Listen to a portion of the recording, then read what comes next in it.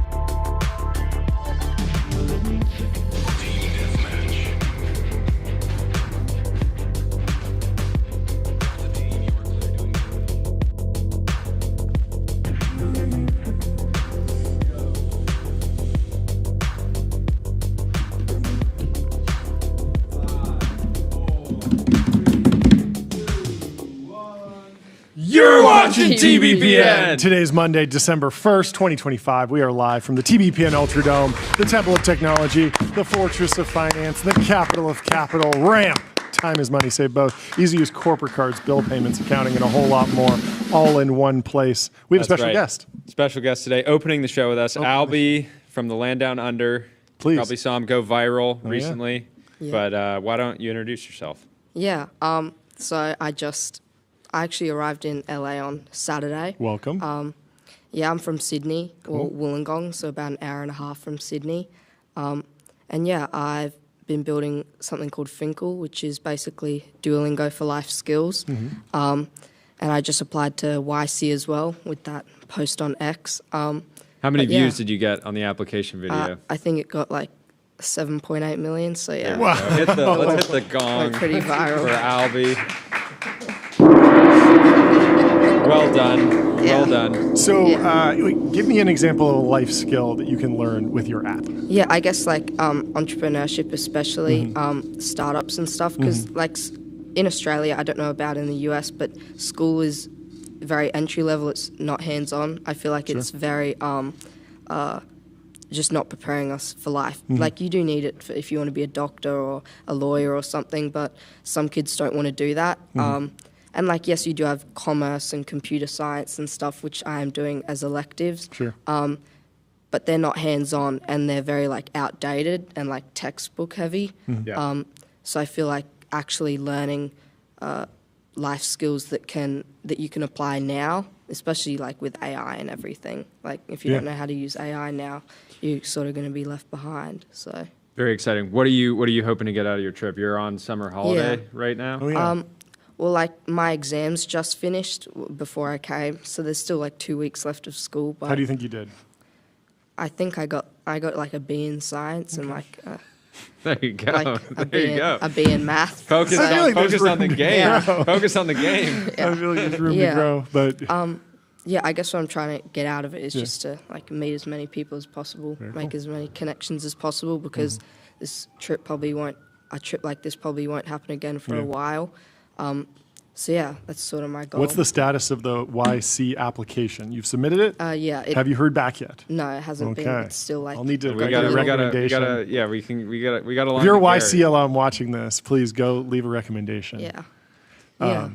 But congratulations! Thanks so much for coming by. Excited, what is the stage of development of the actual application, the product itself? Are you live? Can people go download it? So it's in demo right now. We're getting like beta testers.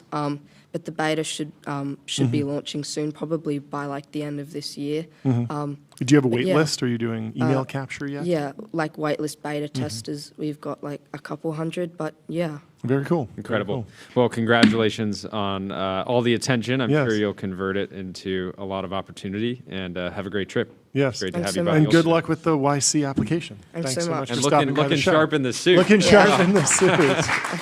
Amazing. Have a good rest of your day. Thank you. Thanks for stopping by. Before we move on to the rest of the show, let me tell you about Restream. One live stream, 30 plus destinations. If you want a multi-stream, go to restream.com. TBPN.com. And it's been 3 years since ChatGPT launched. I wanted to reflect a little bit. Everything changed, or maybe nothing changed, or maybe some amount of change in between everything and nothing. You're more on the nothing changed camp. I sort of agree with you. I was sort of reflecting on like, okay, Thanksgiving's happened. It was Thanksgiving over the weekend. You know, how different is my world? Like, there's not a humanoid robot that's cooking for me. And also, even if we had a humanoid robot, I think Thanksgiving would be the day we let the robot sit in the closet because we enjoy. No, let us cook. We enjoy cooking. Cooking is a fun family experience. And so, of all the things, Thanksgiving is like the track day of cooking. Like, even if you have the robot that does it, you still want to do it on Thanksgiving. You don't want to cook on a random Tuesday. When you're busy, you got lunch, you know, all this other stuff. Thanksgiving is the Nürburgring. And I was doing some dishes after Thanksgiving, and I felt like it was a good way to kind of like, it felt like walking off the pie in a little way. I wasn't walking very far, just kind of back and forth. And so, so that hasn't really changed that much for me. I was reflecting more on the agentic commerce thing. It feels like ChatGPT and OpenAI, they really are pushing to make revenue from agentic commerce, like in this holiday season. And incredible speed of execution. Like, clearly it's a big opportunity if you can figure out how to, you know, run ads, commerce, convert, take a cut of that. That's big. My experience actually demoing it was kind of interesting. Like, the actual product in ChatGPT is pretty good, but you can see that the walled gardens are already going up. So one place that I like to go to for reviews of products, specifically around the holidays, is the Wirecutter. Now, the Wirecutter, their whole twist was they wouldn't rate each product. What they would do is they would pick a category, and then they would just tell you what their best product was in that category. Sort of like a cluster max of vacuums. So they would give you the platinum tier vacuum and then a budget pick. And so I've always liked the Wirecutter. I think they do a very rigorous job. They were acquired by the New York Times. The New York Times is currently in a lawsuit with OpenAI. And so if you go to ChatGPT and say, hey... And I think they're about to be in a lawsuit with David Sachs. Maybe, which we will talk about on the show in a little bit. But if you go, so I went to ChatGPT and I was like, hey, okay, pull a deep research report. Just pull everything from the Wirecutter and tell me every category and every product that's top ranked. Because then I can just scan it really quickly and be like, oh yeah, I didn't even remember that category existed. That would be a great gift. I'll get it, and I'll go through the Wirecutter link. I'm fine with that. I'm paying ChatGPT. I'm happy to go and use their affiliate link on the Wirecutter. That's how the Wirecutter monetizes. But it couldn't do it. It said, hey, we can't touch the Wirecutter. Like, it's off limits. You got to head over there yourself. Pop open a Chrome tab, brother. If you want to head over there, like, that's on you, or maybe an Atlas tab. I don't know, but so that had not really changed that much for me. But the one thing that did really change on Thanksgiving was the discourse. Like, the AI narrative has fully arrived to just family and friends. You mean family in the home? Yes, in people that don't work in technology, their job is not podcasting. Their favorite trough. Not that. More talking about, is it a bubble? Where do you think all this stuff goes? The stuff that we've been talking about for months. You're not living in a bubble? You think the average family in America is talking about the AI bubble? I saw multiple newsletters where the whole conceit of the newsletter going into the holidays was how to talk to your family about the AI bubble and how to talk to your family about AI generally. And I think it's real, because if you've been watching your 401k over the last year, you've seen a massive spike and then a recent sell-off. And if you've turned on any news or opened up any newspaper, you've been hearing about $1 trillion. And you're like, what, $1 trillion? That ChatGPT app, they need $1 trillion to make that thing work. Chat, right? Chat, and so it is a really big narrative. And so I wanted to reflect on like what has actually changed over the last 3 years, and specifically in the Mag 7. The Mag 7 has been on an absolute tear. Just over the last 3 years, the value as a whole has basically tripled. It was a little under $8 trillion. Now it's over $21 trillion. It's a lot of value created in the last 3 years. NVIDIA was second to last in the Mag 7 when ChatGPT launched. It was worth just $420 billion, something around there. Today, the stock is up over 10x, basically. It's $4.36 trillion. And up today. And up today. Despite all the chaos. Dylan Patel was trying so hard to bring that stock down, but he couldn't do it. He's coming on the show at noon. We're going to confront him about his bear posting and whether or not the market Funny is enough, overreacting. Broadcom is down today. Okay. Why is that? Supplier, the maker of the TPU. Oh, yeah. Well, I mean, a lot of these things, it's like it's already been priced in. I mean, even when you read that semi-analysis piece, you know, a lot of it's like, we've been writing about this for months. People have already put this trade on, et cetera, et cetera. But I do think that the NVIDIA, the 10X that's happened, has really created some crazy zealots and just an entire industrial complex, because there are so many people who heard AI, they tried the ChatGPT thing, and they were like, this is big. How do I get it on this? I can't buy OpenAI. OpenAI is running away with it. Oh, they need NVIDIA chips. That's the logical next step. They went in NVIDIA, and they got a 10X, and they could have gotten a 10X on like $1 million, $10 million. Like, there's no amount of money because it was already a $420 billion company. So you could put your entire retirement savings in it, no problem, complete liquidity, right? It's not, oh, you got to get some SPV. It was really easy. Siki Chen from Runway was saying that back, I think it was 2020, 2021, he said he put an uncomfortable amount of his net worth into NVIDIA. Yep. And obviously, and near Cyan, same story, right? Still underappreciated. The NVIDIA 10-year fund, all it does is buy NVIDIA. Just by investing in it, you can't possibly sell. God's chosen company. Yes. That's what the, I think, title of the fund was. Oh, really? Yeah. That's hilarious. And so, I mean, there's been a ton of zealots. We're going to talk to Dylan Patel at noon about some of the zealots that have been attacking him. Previously, the world's largest company in November of 2022 was Apple. And at the time, they had a sizable lead over Microsoft, Amazon, and Google. Now that gap has closed a bit as the hyperscalers have grown more over the last 3 years on the back of the AI boom. And it's interesting. I mean, you can sort the Mag 7 by market cap. And today, you get the following ranking: Tesla, then Meta, then Amazon, Microsoft, Alphabet, Apple, and then NVIDIA at the top. And the big question, I think, that's on everyone's mind and kind of underpins the horse race that we cover every day on the show is, what will that ranking look like in the next 3 years? Is NVIDIA really a monopoly? Is it impervious to attacks from different suppliers? What does Broadcom have to do to get into the Mag 7? I don't know. Tesla's sitting at 10 on the market cap. Yeah. Companiesmarketcap.com, which we are not affiliated with, which is just a fantastic website. Fantastic. Broadcom is sitting at number 6 above Meta currently. I don't know. I mean, I think several years in the $1 trillion club, like just being undeniable at that scale. There's also just like a bit of branding. Like some of the companies that made it into the Mag 7 I feel like the Mag 7 leaned understandable, like not that deep in the supply chain. Even NVIDIA was the deepest. NVIDIA had the least of like a consumer brand, but still a lot of people used the gaming graphics cards. Yep. Broadcom is really tricky because there's no consumer angle whatsoever. Consumers can buy Tesla, they can use Meta products, they can buy on Amazon, have a Microsoft operating system. They can use Google. They can have an iPhone, and they can have an NVIDIA gaming graphics card. The top and then 10 also, right now. Tesla sitting at 10, TSMC at 9, 8 is Saudi Aramco, 7 Meta, and then 6 is Broadcom. I also think you have to be an American company to be in this like Mag 7 or whatever the hot ranking is. Like FANG, FANG did not include. Never included oil companies, never included international companies. Because if you go there, then you could be like, oh, well, let's include like the Chinese tobacco company that's worth $1 trillion or something like that. Like there are some crazy like foreign owned companies that are, if they were independent, might be worth $1 trillion because they just have so much of the true monopoly assets. Yeah, exactly. But it doesn't really count because it's just sitting there out in the ether.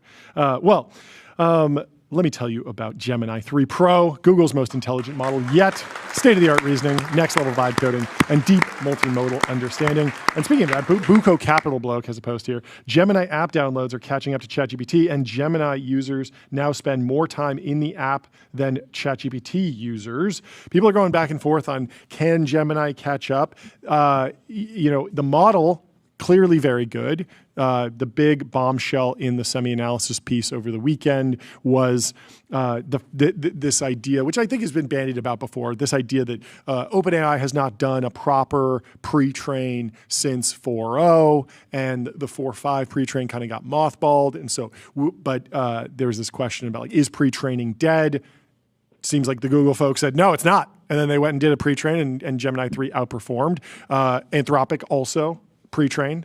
Yeah, I mean, yeah. Pre-trained pilled. I mean, we asked Sholto about this, and he said, oh, yeah, we're still bullish on scaling. Yeah. I mean, I think actually, like, Sholto kind of, like, in the subtext said, like, the reason Opus 4.5 was good is not because it was a new pre-train. It's because it was RL.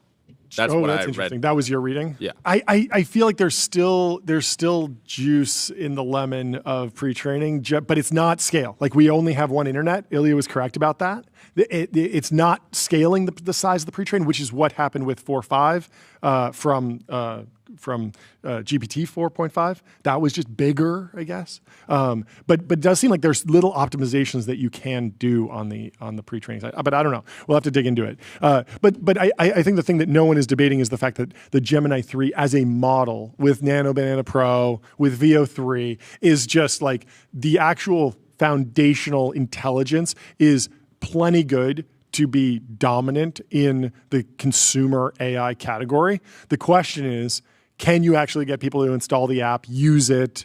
Can they enjoy it? Do they not churn and go back to ChatGPT? Yeah. I've been fighting back and forth, left and right, going into one app and the other. I was getting a ton of disconnect errors with the Gemini app, even though the model's great and there's some really cool features. Yeah, they need to catch up on the product side. Exactly. Yeah, the product side. And so a lot of people are saying, like, oh, Gemini team should just, the app team should just go and, copy ChatGPT's homework and copy all these little features. I put out a post that the folks over at the Gemini team actually, did turn into bug reports and I think are working on. But it really does seem like it's a sprint to actually create an app that is as sticky as ChatGPT, because ChatGPT, the app, is fantastic and very, very, very well designed. And so and there's some reporting from SimilarWeb is what the FT is using to track average user minutes. I always find those hard to. I mean, it must be like Nielsen ratings where they're like polling people or something,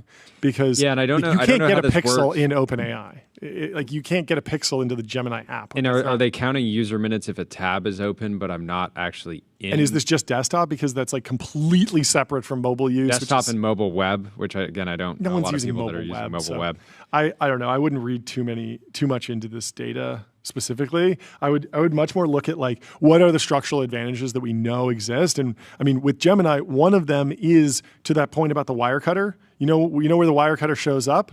Google search results.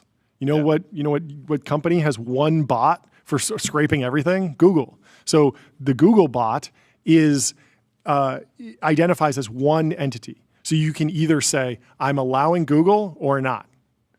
And it's a tall order to be like, yeah, I don't want to be in Google results. And so a lot of companies are saying, yeah, I'm good with Google showing up in Google results, but that also shows up in AI search results. And there are things that companies can do to say, hey, don't put me in the Gemini, like training data set necessarily. But in terms of just actually showing up, you've seen it in the Gemini app. It says using Google search. And so if I go to Gemini and I say, hey, head over to the Wirecutter, find me the best vacuum cleaner, Google probably can do that. Gemini can probably do that. Yeah, test it. But whereas OpenAI is in a fight with the New York Times, whereas Google and the New York Times, like, they might not love each other, but they definitely have like an uncomfortable truce, right? A funny Gemini integration that I've used is that you land in a Hangout and you just say, "Who is this? Is person?" This real? You can actually do that? It is. It pulls up a sidebar. You can just ask, like, "Who am I meeting with right now?" And it'll give you like a. It's clearly, who am I meeting with? What should I say? What should I say to them? What should I ask them? What is my name? What do they want to know about me? What should I tell them about me? Okay, so Gemini was able to pull Wirecutter recommendations. Yeah, I don't know. This is interesting. I feel like I wonder Yeah, I wonder if Wirecutter is actually benefiting from this in any way yet. I mean, I'm assuming for that, sure, because Google hasn't, Gemini hasn't rolled out the agentic commerce stuff that would actually like scrape out the referral token. And so if I'm in Gemini and I'm saying I'm going to do some agentic shopping or whatever, and I say pull me the best vacuum cleaner from the Wirecutter, it goes over and does that, and then I land on the Wirecutter, and then I click that link, that should give the Wirecutter the credit. Now, if I, as a follow-up prompt, go in Gemini and say, okay, great, the Wirecutter told me the best vacuum cleaner is from James Dyson, of course, is the Dyson. Yep. Find me the Amazon link. Well, Gemini's probably not given the Wirecutter the attribution at that point. It might even be taking its own attribution. I don't know exactly how it's functioning right now, but I would imagine that link does not get reinstantiated as the Wirecutter affiliate link. And so we could say, I mean, these are all like going to be pretty existential questions for the SEO crowd, anyone who's monetizing off of SEO. We saw some screenshot that apparently site traffic to Vox properties is down 50%. And I don't know if how much of that is just the shift to social media versus the shift to AI. How much is it their business strategy, just being like, hey, we want to do more video, and that'll be distributed off our site for the most part. I think a lot of people generally do not. They consume more and more content on social media platforms. They go from YouTube to their RSS player to audiobooks to Twitter to Instagram, and they kind of bounce around from one and the other. And then every once in a while, they will go in and actually land on a particular site. Like you can. If you go to tbpn.com, you can get our newsletter in your inbox every morning. And you can also sign up for Cognition. They're the makers of Devin, the AI software engineer. Crush your backlog with your personal AI engineering team. Well, speaking of the New York Times, David Sachs is going to war with the New York Times. He says inside the NYT's hoax factory, he calls it a hoax factory because the New York Times posted a piece about David Sachs saying that the headline was Silicon Valley's man in the White House is benefiting himself and his friends. And Ryan Mack was going back and forth with Sean McGuire, Sean McGuire. Ryan Mack says, today's been a good example of what X has become. Complaints from a subset of wealthy tech folks about a story that circulates more widely than the actual story itself. Musk bought the platform to control the message, and he and his friends are getting just that. And Sean McGuire says, you don't get to run this headline, then write an article that doesn't validate the claim, and then get away with playing the victim. We see through the ruse. And so David Sachs has responded in full to the NYT's hoax factory. He says, 5 months ago, the 5 New York Times reporters were dispatched to create a story about my supposed conflicts of interest working as the White House AI and crypto czar. Through a series of fact checks, they revealed their accusations, which we debunked in detail. Not surprisingly, the published article included only bits and pieces of our responses. Their accusations ranged from a fabricated dinner with a leading tech CEO to non-existent promises of access to the president, to baseless claims of influencing defense contracts. Every time we would prove an accusation false, NYT pivoted to the next allegation. This is why the story has dragged on for 5 months. Today, they evidently just threw up their hands and published this nothing burger. Anyone who reads the story carefully can see that they strung together a bunch of anecdotes that don't support the headline. And of course, that was the whole point. At no point in their constant goalpost shifting was NYT willing to update the premise of their story to accept that I have no conflicts of interest to uncover. No conflicts of interest.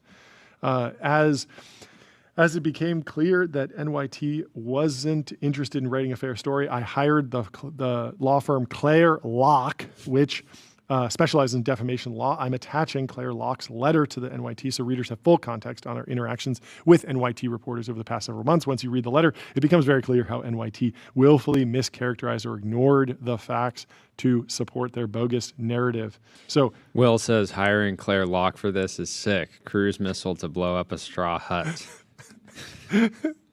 He's a big fan of litigation. He loves litigation. Well, people have been supportive of this broadly in tech. Let's go through some of the reaction. Sam Altman says David Sachs really understands AI and cares about the U.S. leading in innovation. I'm grateful we have him. Brian Armstrong. Yeah, here's my takeaway. Yeah. If you believe that AI and crypto are industries that we should support in the United States, then you want to have a czar focused on those things that generally feels positively about those things and wants to create the best possible environment for those industries to thrive in the U.S. I think that there's actually a debate on both fronts, right? Like there's people on the left that think AI and crypto are just default bad. They want less of them. And there's people on the right that believe that too. But I think that ultimately there's arguments for why the U.S. should lead in stable coins, which is part of the why the Genius Act is important, and a lot of the AI Action Plan.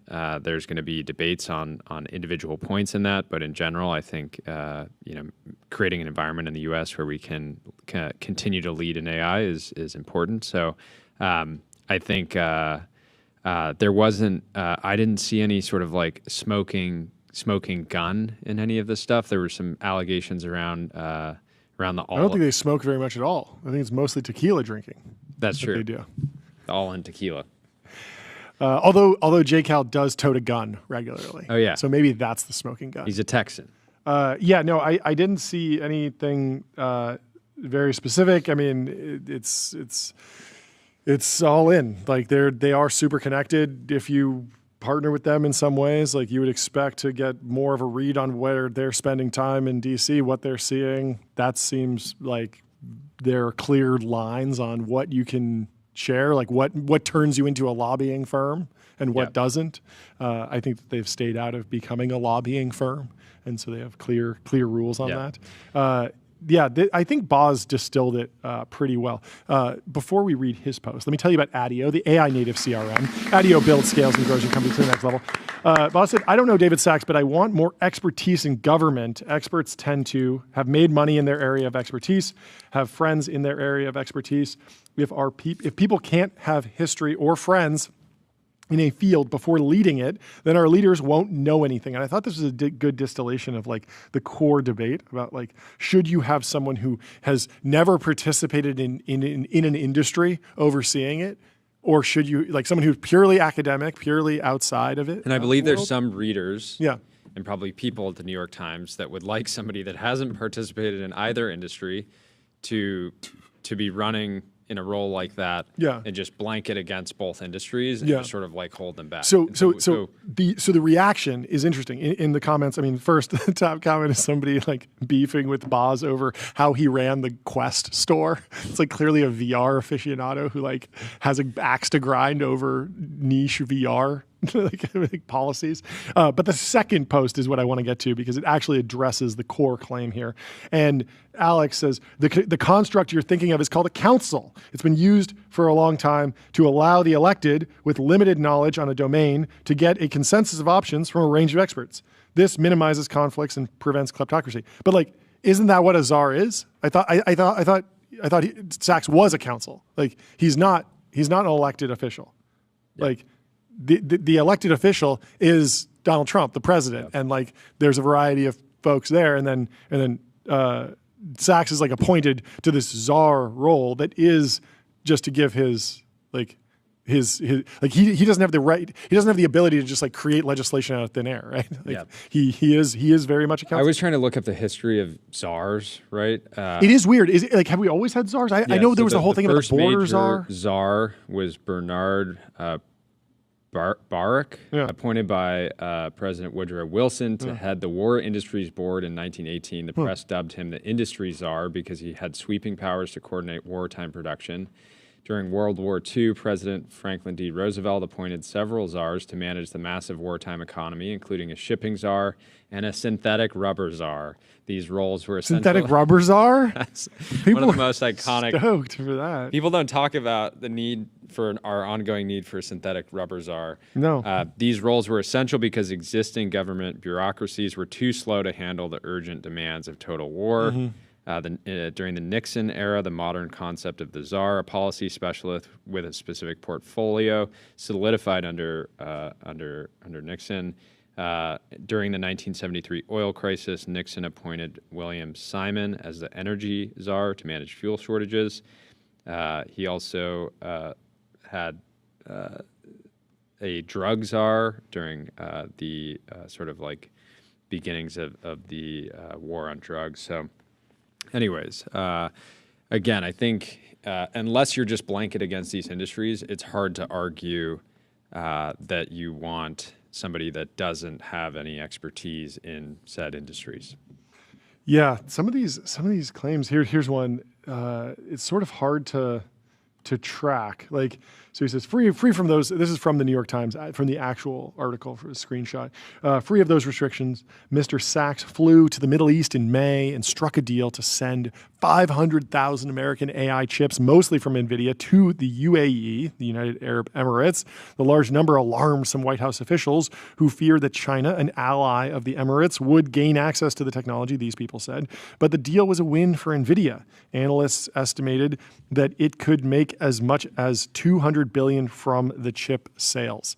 And so, like, I understand, like, we've covered the debate around export controls and where should NVIDIA be able to sell things, but it's never been an open and shut case in my mind. It's never been like, oh, it's so obvious that the UAE is completely off the table. Yeah, I don't know. And it was. It was also just like painting the friendship between Sachs and Jensen as like something that felt wrong was a little bit rough, considering it's the most valuable company in the world. Yeah, one of the most important AI companies, potentially the most important AI company if you just go by weight in the in various indexes. Yeah. So.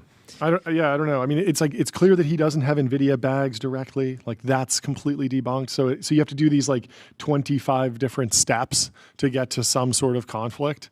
It's a lot of like, I read this and I think like this is, if you're the average New York Times subscriber, this is probably that they were probably like very excited by this story, right? Yeah, I mean, I think a lot of people are definitely like, just riled up by the All In podcast. Charlie in the chat says, All In Pod about to be an all-timer after this article. Do you think it's possible that David and Jason coordinated to get this hit piece done to grow All In even further? They said, we're at such an insane scale. Oh, yeah, that was a crazy thing. Yeah, Jason said a bunch of, I mean, Jason made a lot of good arguments about this, but one thing was he was like, we would be smaller if we... What was it? He was like, we would be bigger if we didn't talk about politics. And that seems crazy to me. I feel like politics is like the ultimate TAM expander in the history of podcasting and media broadly. Yeah, the audience for political content is like 10 times larger. I would think so. I do believe that Jason loves talking about tech, and like I think he's an OG. He's an OG. He's said that multiple times. But I would be shocked if politics was not a TAM expander for podcasts broadly. And then the other thing is that he said that they lost money on the All In events. I don't know how that's possible. Like, those events, obviously they're like big budgets, but I would imagine that like the sponsors and the ticket sales, they're not cheap tickets, right? I would imagine that they'd be making money off that. I certainly hope so. I mean, they've been running this thing for 5 years. It's incredibly valuable in the ecosystem. They should be able to capture some value there. Maybe they set up their own data center to sort of manage. they're just underwater. They're like, yeah, we decided to bring. They're going to make it back. Podcast production on-prem, and we ordered 100,000 Blackwells. A lot of CapEx. Blue Owl really has us by the balls. It's rough. Martin Scrally here says, the Sachs piece illustrates the exact problem with the New York Times. Voters specifically want this type of person, not a bureaucrat who has never worked a real job. Lena Khan, K Street. So the issue and the reason I think this article was written is that New York Times subscribers specifically want this type of article. Mm-hmm. Yeah. Whiskey Titans going back and forth here. Did you miss the entire point of the article? This isn't a, quote, we can't have businessmen in government. This is a, we can't have the government officials who host government summits and sell access to the president for $1 million via their podcast business. And Martin Scrally says, I doubt it was Sachs who wanted to sell $1 million passes.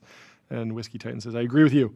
I'm sure it wasn't, but letting Jason run rampant until Susie Wiles steps in isn't a great look. I happen to think Sachs is doing fine in this particular role, but I also understand the general public feelings like there's a lot of graft. The New York Times isn't the right conduit for that argument, though, and they're going back and forth. The timeline truly is in turmoil over this. Dan Primack had a good take. He had a whole breakdown of this, which I think was interesting. He said, let's kick this off, but first let me tell you about Fall. Build and deploy AI video and image models. They're trusted by millions to power generative media at scale. So Dan Primack said, lots of people are sending me the New York Times story on David Sachs. Outside of the all-in sponsorship proposal, which feels oblivious at best, corrupt at worst, I'm not seeing much in there that's new, at least to those who've been following. Dan Primack says, as an aside, it's true that Sachs/Kraft still have a ton of AI investments. Thing is, all tech investments at this point are AI investments. It's kind of like internet investments at this point. If you invest in tech startups, you de facto invest in AI startups. And Jason says, we lost money on the event. The NYT knew this and deliberately published false information. And Dan Primack says they included statement that you lost money on it. What did they print that was false? They were somehow that we're somehow making money in this or some gain. And Dan Primack says just reread. Doesn't claim that All In made money. Said you tried to generate revenue via $1 million sponsorships, including for VIP reception that didn't end up happening, but adds that you don't know what sponsors ultimately paid, or that it doesn't know what sponsors ultimately paid, included the statement that you lost money. Am I missing something? And Jason says, Mr. Sachs has raised the profile of his weekly podcast, All In, through his government role and expanded its business. Confused. I thought you were talking specifically about the White House AI Summit pieces, Dan Primack. Talking in general, don't know how you would not quantify. Sachs' role in White House def raised All In profile, at least among normies. As for role in biz expansion, guess you could stake your claim there. I completely disagree with this. I feel like the All In podcast put the White House on the map. I feel like a lot of people were like, they found out about the White House and about the U.S. government. Which house? Because, Exactly. Because of the All In podcast. They were listening to the All In podcast and they were like, wait. You're telling me there's people in Washington, D.C. And they run this whole country. They're in charge of the rules. Yeah, they create sort of laws and framework for how our country should operate, which industries we want to support and grow. You're telling me that there's a group of people, and one of my besties is up there running it. This is amazing. I got to learn more about this. I got to figure out what a bill is. I got to figure out how a bill turns into a law. Chat, what is a bill? Jason says, if anything, going deep into politics has been a net negative for All In, at least in my opinion. We would be growing faster and wouldn't have lost some percentage of our left-leaning audience if we'd stuck to tech, markets, science, VC, et cetera. That's an interesting take. I still think that politics just made All In so important. It made it so big. Well, yeah, and it made the content polarizing. Yeah. But I think that polarizing in media is good. You actually get more attention. Not necessarily good from all points of view, but good from a pure just like reach. I mean, I was looking at I think the ratings are like the amount of viewers for like CNBC is bigger than Bloomberg by like a pretty significant margin, because Bloomberg's like extra wonky and CNBC is a little bit, I mean, it's like literally called consumer business news, like that's what the C stands for, I believe. And then you have Fox, which is even more. Like Fox News is political, and it's much bigger ratings than CNBC or Bloomberg. And then ESPN is like by far the biggest, because it's like sports. Everyone loves sports. And so like maybe that's the final form. They should go full poker and then full sports. It should just become SportsCenter competitor. I could see it. That might be the way. AB says, I only learned about Trump because Chamath endorsed him. Yes, exactly. I had never heard of this guy. Who? The vodka and social media entrepreneur? He's running for president? Okay, so Dan Primack is weighing in again, concluding it. He says, the New York Times story was mostly a nothing burger, at least for those familiar with the situation. As for hoax, the story itself, as published, isn't being disputed. Obviously, the New York Times had info questions that Sachs lawyers answered, and disproven info wasn't included. That's how journalism works. The real complaint seems to be about the headline, quote, Silicon Valley's man in the White House is benefiting himself and his friends. I get the complaint, but it's really a matter of interpretation, not true, false / hoax. Imagine if you had a friend and they went to the White House and they didn't try and benefit you. You'd feel like you might not be friends with them. You might not be friends with them anymore. Sachs and Trump and the Trump White House are pursuing let them cook AI policy. I like that they believe will help us win the AI race and that the rewards outweigh the risks. Others disagree. Yeah, this is so true. It's like there is no we now know the correct way to win the AI war. Like we know that there's a correct way. It's very obvious. It's like, no, everyone's debating this constantly, even inside of tech.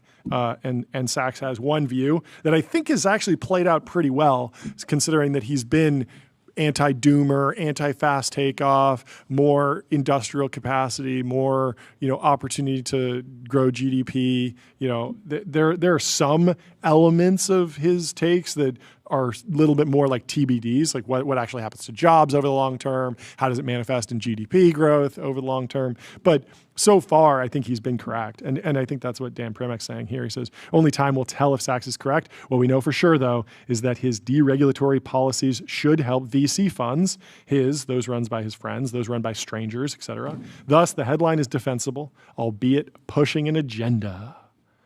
And that's the timeline in turmoil, folks. Let me tell you about Graphite.dev, code review for the age of AI. Graphite helps teams on GitHub ship higher quality software faster.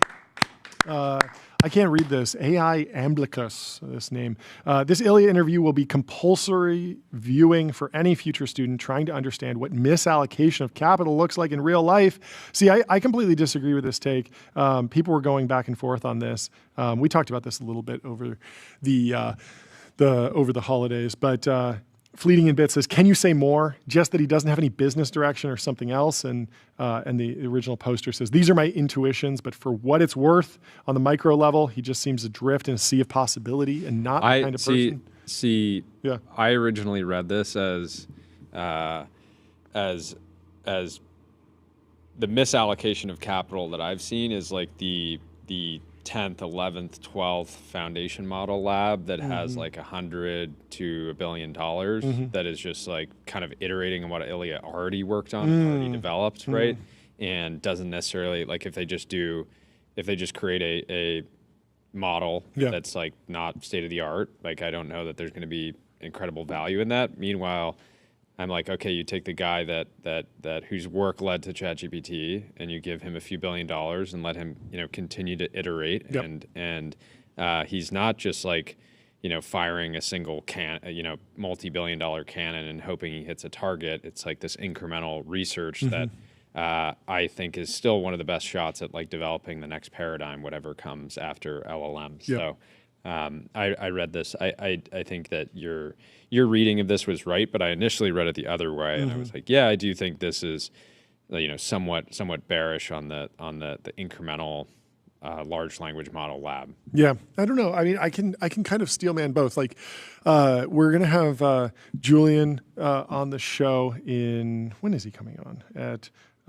Or we're having Vincent from Prime Intellect come on the show. And I was talking to him. We'll get more information from him. He's going to be on at 1:40. But Vincent was explaining that more and more companies and different business processes, they do need specific training runs. They do need the skill sets of a foundation model lab, but there's a lot of business to be done that's not purely AGI seeking, not purely paradigm shifting. So I do think that there's some value there if the business can be run well, which is a big if, but there is a path where a Thinking Machines or one of these companies is going to go and do specific reinforcement learning, specific model development for a specific company and task that can work out. It's a very different business than searching for the next paradigm, doing science. And maybe you shouldn't even call it a lab because you're not really even trying to do foundational science necessarily. You're more productizing. Company. Yeah, it's a business, which is great. We love that. What's interesting about Ilya is that when we talked about this, like it is a venture style bet. Like let the scientist go experiment. Maybe it will work out. It's extremely high risk, probably a 0, but if it works, it's huge, right?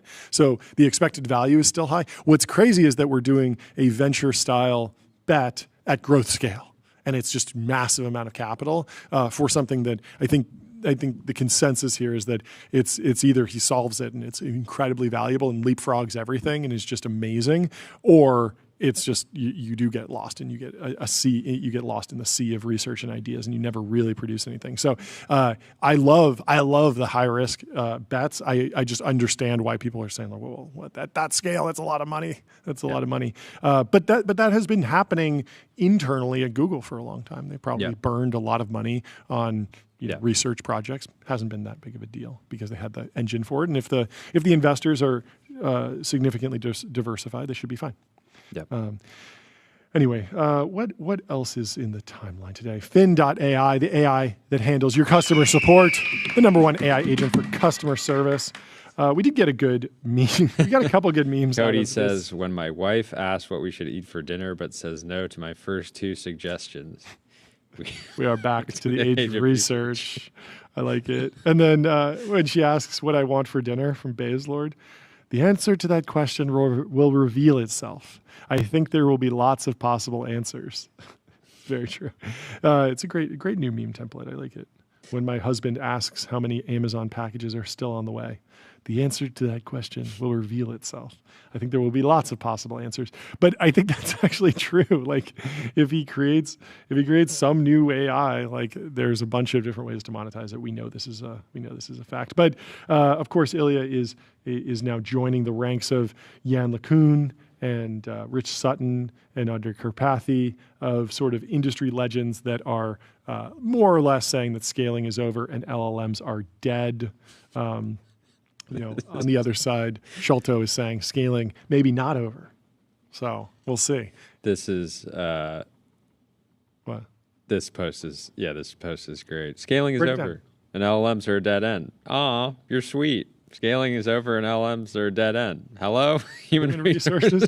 I love this meme template because it's like, Jan LeCun has been saying the same thing. Jan says, for the record, my current BMI is 24. This guy rocks. He's very funny. I thought he would drop the Meta tag on X by now, but I guess he's still. Oh, he's wrapping them. Didn't he leave? Reporting to leave. He's like reporting to leave. Okay, he's like on his way out, more or less. Another $1 billion to SSI. There's a bunch of this in the SSI bucket. Let me tell you about Profound. Get your brand mentioned in ChatGPT. Reach millions of consumers who use AI to discover new products and brands. Of course, we are having Dylan Patel on the show in 12 minutes, and we should do a little bit of a run through of the drama on the timeline. The timeline was in turmoil. Lots of people very upset with SemiAnalysis' latest post. How dare you take NVIDIA. They took a swing at the king, which was the name of their article. They said TPU v7, Google takes a swing at the king. The king is, of course, NVIDIA. And they are asking, is this potentially the end of the CUDA moat? Anthropic's, they're talking about Anthropic's 1 gigawatt TPU purchase, the more TPU Meta, SSI, XAI, OpenAI, Anthropic buy, the more GPU CapEx you save, next generation TPU V8, and they're going into what the battle between TPU and the next generation GPU out of NVIDIA will look like. And this upsets some people. There's a lot of folks who are long NVIDIA. Either they have invested in NVIDIA, they made a lot of money in NVIDIA, or their whole business is tied to NVIDIA or AMD even. Or they bought the local top a month or potentially. There's a whole bunch of reasons. You could also just disagree with this, and you could just think that that SemiAnalysis, their takeaways are wrong. But I think it's a thought-provoking article. I think there's a lot of data in here. Thorough. They're extremely thorough, and I think that they do leave you with a lot of new information that you can do with what you want. And I think in general, the response to this article was very positive, but there were some folks who were very upset by it and went all over the place. And on accounts that put a noun and then capital as their name. Yes. And suddenly they're an expert on everything. Yes. Yeah, it was a little odd seeing the credentialism come out from the anons because I don't think we should get in the two can play that game camp. It's a little bit rough. But there's a little bit of interesting stuff in here. I want to read through some of this. Let's kick it off with the opening of the semi-analysis article. The two best models in the world, Anthropic's Claude 4.5 Opus and Google's Gemini 3, have the majority of their training and inference infrastructure on Google TPUs and Amazon's Trainium. Now Google is selling TPUs physically to multiple firms. Is this the end of NVIDIA dominance? The dawn of the AI era is here, and it's crucial to understand that cost structure of AI-driven software deviates considerably from traditional software. Chip, microarchitecture, and system architecture play a vital role in the development and scalability of these innovative new forms of software. The hardware infrastructure on which AI software runs has a notably larger impact on CapEx and OpEx, and subsequently the gross margins, in contrast to earlier generations of software, where developer costs were relatively larger. Consequently, it is even more crucial to devote considerable attention to optimizing your AI infrastructure to be able to deploy software. Firms that have an advantage in infrastructure will also have an advantage in the ability to deploy and scale applications with AI. And as I say, we've long believed that the TPU is among the world's best systems for AI training and inference, neck and neck with king of the jungle, NVIDIA. 2.5 years ago, we wrote about TPU supremacy, and this thesis has proven to be very correct. TPU's results speak for themselves. Gemini 3 is one of the best models in the world, and there's a very funny bit in here. I need to find it. Saving. Oh, yeah, here. So this is a very spicy line in here. He says, OpenAI hasn't even deployed TPUs yet, and they've already saved 30% on their entire lab-wide NVIDIA fleet. This demonstrates how the perf per TCO advantage of TPUs is so strong that you already get the gains from adopting TPUs even before turning one on. And so basically what he's explaining is that because of the competitive dynamic between NVIDIA and Google with the CPU now, you can use TPU as a stalking horse and say, hey, if you don't cut your prices, NVIDIA, we know that you have really high margins. Or not even cut prices, but encourage an investment. Exactly. And so that's what they're explaining here. NVIDIA would rather invest back into your business instead of cutting prices. Yes. And so says, we think the more realistic explanation is that NVIDIA aims to protect its dominant position at the foundation labs by offering equity investment rather than cutting prices, which would lower gross margins and cause widespread investor panic. Below, we outline the OpenAI and Anthropic arrangements to show how frontier labs can lower GPU total cost of ownership by buying or threatening to buy TPUs. And so OpenAI, NVIDIA, it was $22 billion per gigawatt, the rest of the system. So it's a $34 billion per gigawatt expense to NVIDIA, but NVIDIA is doing effectively an equity rebate of $10 billion per gigawatt in investment. And so how that works out is a 29% partner discount. Anthropic has similar math, but a little bit higher at 44% partner discount because Microsoft is paying for a piece of it. And so it's interesting. It's an interesting thesis, and it's unclear exactly if the claim that the investors will panic if it was actually just lower gross margins, well, if you say the quiet part out loud like this and you have, you do the math to show that there is basically a discount, that margins might be coming down because of competitive dynamics, does that wind up resulting in investor panic? I mean, certainly it didn't today. Isn't NVIDIA up today, right? Yeah.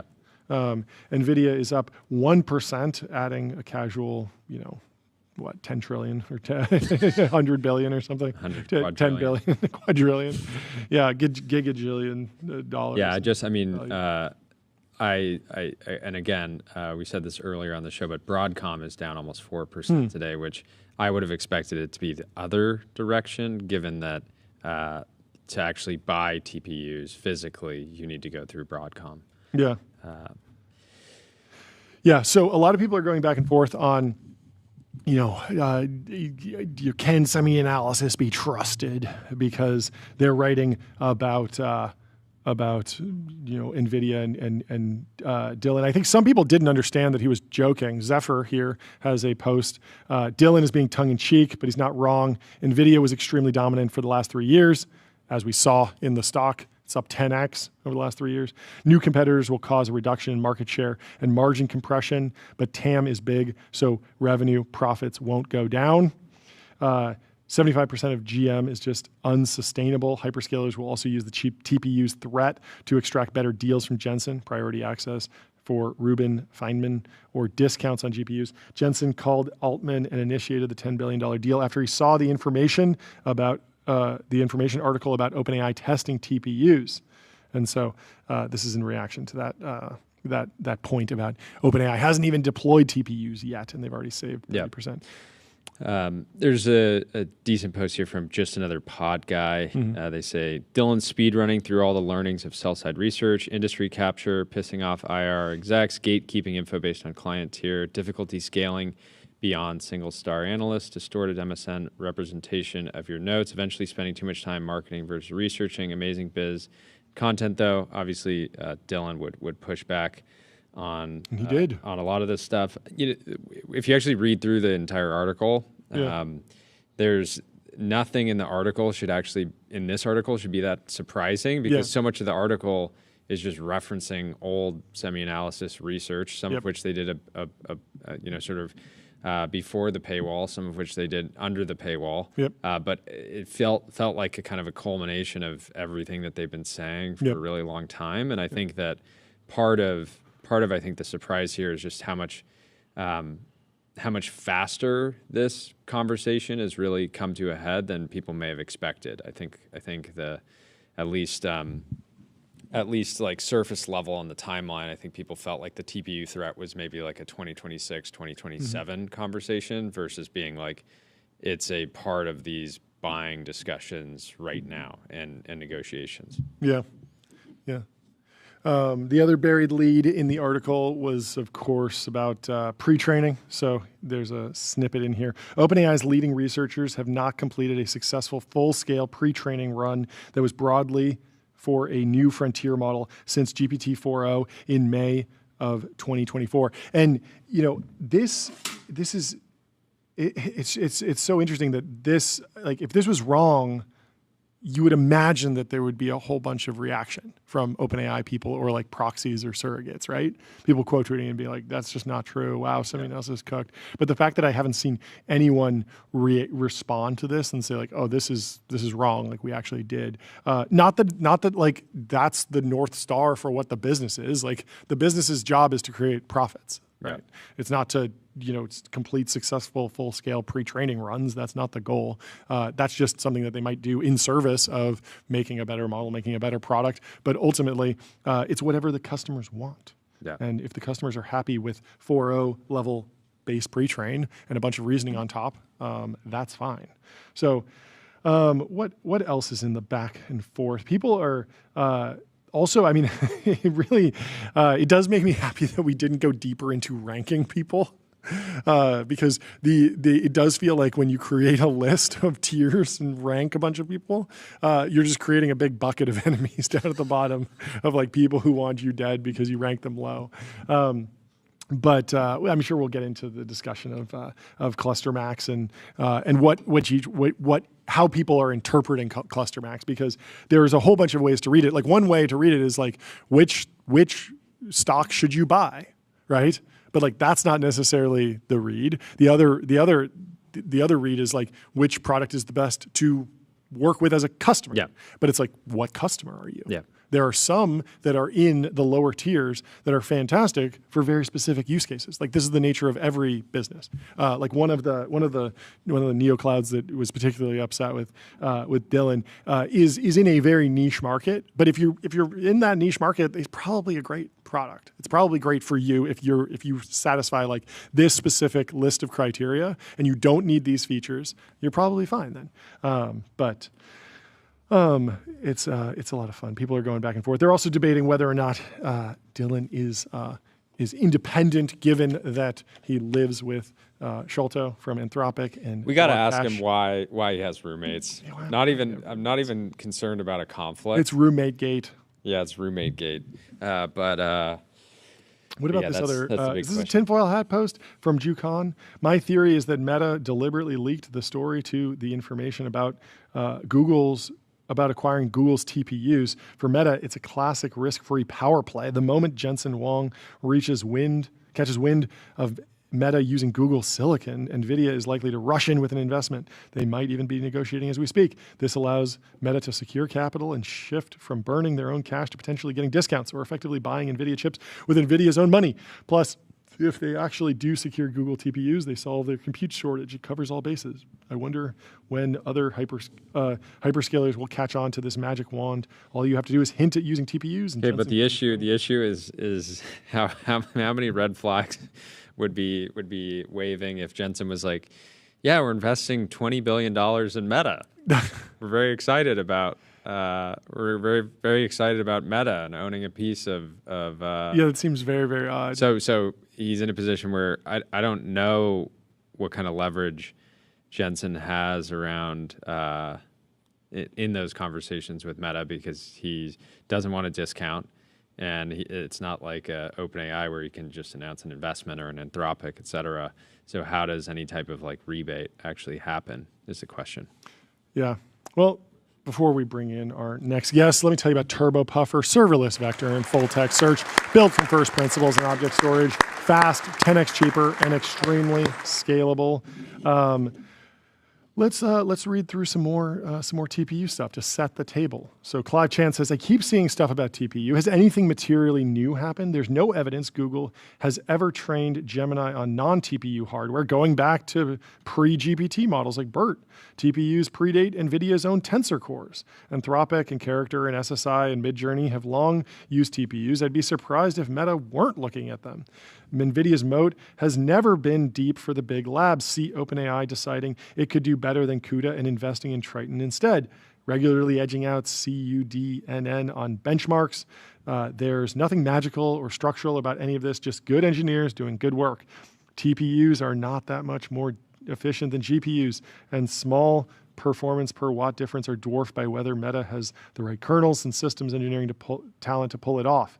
Both NVIDIA's and Google's moats are small, and we are still at the point where individual good engineers can flip the entire balance. Why was this not priced in? This is all super old public info. I have a feeling that this Clive Chan, who I guess is over at was at Tesla and then OpenAI, is a little bit of like first time in the public markets, first time realizing that the people who trade this stuff are not necessarily like on the super inside of the labs, actually understanding the decisions that are being made inside the labs. Like it's a completely separate ecosystem. And that's why organizations like SemiAnalysis exist. And I believe we have Dylan Patel from SemiAnalysis in the Reach Room waiting room. Let's bring him in. Dylan, how are you doing? What's I'm happening? doing fantastic. How about yourself? You know, I saw the meme image that you guys put out there for me, so I had to wear a threw on the tank top tank. to show you. Let's go. Let's go. Dude, we need a bigger screen for that bicep. We'll work on it. Let's go. Where in the world are you? I'm in Florida, spending Thanksgiving with my family here. I'm trying to chill out a little bit. It's nice to have the family pamper me a little bit because I broke my foot a couple weeks ago. I'm sorry to hear that. How'd you break your Tripped foot? over a TPU. Family reunion playing football in Texas. Okay. We're American as we can get. There you go. There you go. Well, we were just running through a little bit of the TPU article. Can you actually set the table for me on like what do you think is new about it versus what has SemiAnalysis already been saying, and this is more just like tying everything in a bow? Yeah, half of the article is just referencing research. We've been saying this for 2 years. We've been saying this for 1 year. And even referencing Google's own content about the TPU dating back even further. So Yeah, I would say the majority of this piece was if you're a client, it's already been pretty much all published, but it hasn't been tied together. It hasn't had a narrative around it, right? Because when we think about like what we put out as on the paid side versus what we put out on the newsletter, right? Our clients sort of get what changed, what happened, here's the numbers. That's about it, right? We don't explain the technology that much because our clients are sophisticated, right? They're either in the industry or they're finance bros who don't give a shit about the technical stuff. And so it's either of those two, right? And so we're just explaining, here's what's happening, here's the change, here's the numbers, right? So for months we've been saying Google's selling TPUs. For months we've been saying, hey, here's TPU v7 versus Blackwell. We've even put out updates on here's what we think TPU v8 is versus what we think Rubin is. And so generally it was making it into a narrative and explaining the technology and the corporate, I would say, politics or dynamicism around it, right? So that's I think there has been bits and pieces put out by other folks, right? I think The Information has done great reporting on some of the stuff after we did, but in the public space, I think for as an example, right? Like so other people have put out bits and pieces surrounding this, but they haven't put out the full picture. So as far as like what's new, it depends on where you sit in the stack. But Anthropic and Meta and folks like that have been talking to Google about buying TPUs for many months, right?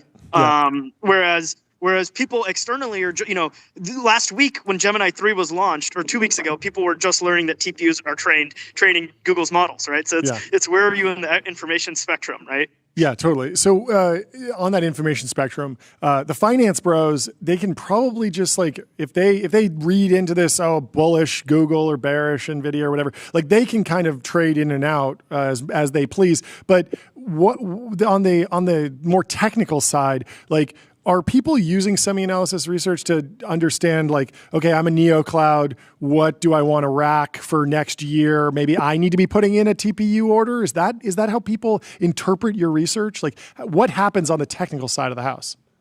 Yeah, so as far as like some of the paid stuff we do, we have one model called the TCO model, right, which is calculating the TCO of all these different hardware's performance, building up the entire cluster cost, breaking it out into like a dozen plus different things, whether it's storage or networking, and breaking down the cost of everything. So there we put out research on TPUs because as soon as NeoCloud started getting offered, hey, you want to buy TPUs? We're like, okay, we need our own ground up model. So when you're negotiating a big contract, what you do is called a should cost, right?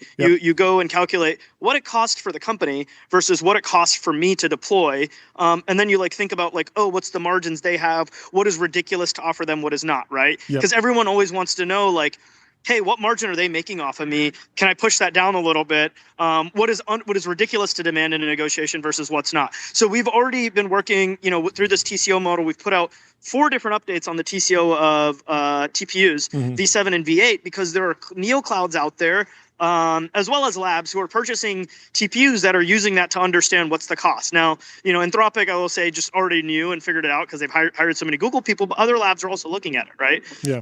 And so when you say, hey, on the cost side of things, on the technical side of things, right, there's a lot of network engineers now out there who have never deployed Google hardware that are now like, okay, I need to figure out how to do this. Techs, right? Like, so there's people who have DM'd me that are like, oh, we've been, as we've been thinking about deploying NeoClouds, but your material on this is technically better and teaches me more than Google's own material, right? So it's like this is helpful to people on multiple factors. Yeah. What about the software side?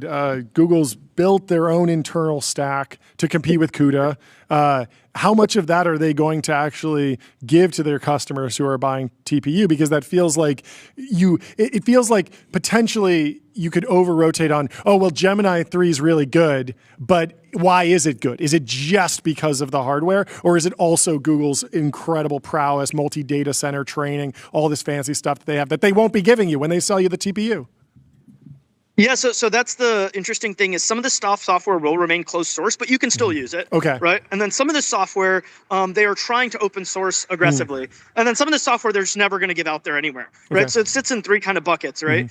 The interesting, I guess, newer thing that we did in the piece was we looked across all these different open source AI software, right? Whether it's PyTorch, whether it's VLLM, whether, all these different open source libraries, and we calculated and counted up how many Google commits there were, right? And you can see there's a chart in the article where the number of commits that Google's doing on TPUs has exploded over the last handful of months, right? As they've decided to shift their strategy, sell TPUs externally, they also recognize software has to be open for this, right? Yeah. Only the gigabrains at like Anthropic can figure out how to do everything themselves, right? It's those people outside of Anthropic, types that need a bunch of open source software that builds on top of it, right?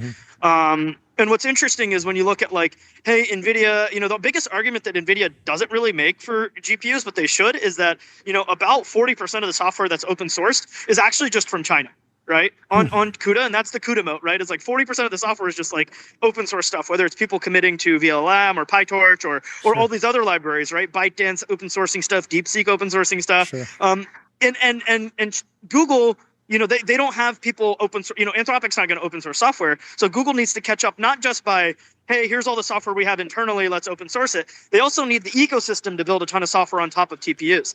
And so that's the real big challenge there. And there's an element of software there that NVIDIA is happy to open source. And customers of NVIDIA are happy to open source that Google will never open source because it's Google Cloud is selling the TPU. Gemini is the one actually using it and developing a lot of the software, and these two groups are not always going to be aligned. Yeah, isn't that what are the other kind of just problems with Google becoming an actual seller of TPU? It feels like there's obviously an opportunity because NVIDIA has high margins, there's demand, it's a great chip, but culturally, structurally, like Google tries a lot of different things. They have a lot of advantages, but occasionally they fall flat on their face with just they can't even get an RSS reader out or something like that. So are there other risks to the TPU not really finding its footing for reasons that aren't just the laws of physics? Yeah, so the biggest challenge I see with them is everything is non-standard, right? Google for years they developed liquid cooling first, right? Sure. For AI computing, they deployed rack scale architectures, right? Everyone's talking about GB200 rack scale architecture. Yeah. Google did it first with TPUs, right? But when they did all of this stuff, they didn't give a crap about, hey, this has to go in 50, 100, 1,000 different people's data centers, right? This has to go in my data centers that I designed myself. Yep. So everything is super vertical. The entire liquid cooling supply chain is super vertical. The racks aren't even the standard width, right? So when I look at a data center, it's like the loading bays, because they're so much wider, the Google racks are 3 times as wide. It's maybe it might not even fit into the data center, physically, through the doors. Okay. So there's all sorts of random, I wouldn't say random, it's Google from first principles design stuff. Totally. Yeah. But if you're Neo Cloud and you're the hot thing's going to be TPU next year or the year after, and I want to be able to sell into that market, it's not just flip a switch, drop in, replace with TPU. You have to maybe build a whole new building. It might be that significant. Right, or knock down some walls, and then I need to go get liquid cooling not from Dell and Supermicro and HPE who service me already. I need to go get it from some random supplier who's only ever sold to Google. And usually they're sitting across the table from some gigabrain engineer who has a team of 20 people working on liquid cooling instead of my one guy who does liquid cooling, procurement and negotiations, and also does procurement of internet stuff. There was a tinfoil hat theory floating around that Meta leaked their TPU interest to try to gain some sort of leverage over maybe some negotiations with NVIDIA. I don't know if you see any possibility in that, but how do you think those conversations are going? Jensen doesn't want to discount and compress his margins, but at the same time, he can't do this kind of equity rebate thing. If he took a big position in Meta, it'd be very suspicious. It'd be very concerning. I totally get the OpenAI investment. That seems like it makes much more sense than saying, "Hey, we're going long Meta," as a $4 trillion company. Yeah, at the end of the day, right? TPUs have a set of maybe 10 customers, right? Because you have to be super sophisticated. Yeah. And so what really is challenging here is Meta looks at the numbers. It's okay, OpenAI, I'm getting 30% off because they're investing in me as a result. Obviously, they get equity, but they're investing in me, and I get 30% off on these GPUs as a result, right? Meta, you can't do that. So Meta I don't think that they're just negotiating, right? Like, are they just negotiating with NVIDIA when they buy AMD? No, they're any engineers, right? They're developing all the software. They're actually deploying. Llama 405B was exclusively on AMD for a number of months, right? For inference, right? So when you look across, hey, is Meta just like playing around trying to negotiate? It's like, no. Like they're looking out for what is best, right? And Meta is power constrained, and TPUs are currently way more power efficient. Meta is compute constrained, and TPUs are potentially higher performance per watt and higher performance per dollar, right? At least that's what we believe for TPU v7. It is. So they'd be dumb not to look at it, right? And they have the time, they have the people, they have the team. Now, NVIDIA at the same time has to play the game of chicken, right? Yeah, sure, they could discount the pricing somewhat, and because what's funny is NVIDIA is more vertically integrated than Google is when selling hardware, right? Google has to pay Broadcom, who pays TSMC, whereas NVIDIA gets to pay TSMC directly, right? There's this vertical integration challenge where NVIDIA could drop the price a little bit and they'll be fine, but they don't want to, right? The whole point is you charge the highest price possible. And then the last thing is they've got this like, they've got this view about antitrust, right? You don't want to cut deals for specific customers because that looks bad, right? Instead, you want, right now, Dell pays the same price for a GPU as Gigabyte as Meta. Now, the networking hardware, there's different pricing because there's a lot more competition, and NVIDIA can cut a lot more there. But on the GPUs themselves, NVIDIA's pricing is very fair, right? Fair in the sense that they're making a shitload of money off of everyone, Yeah.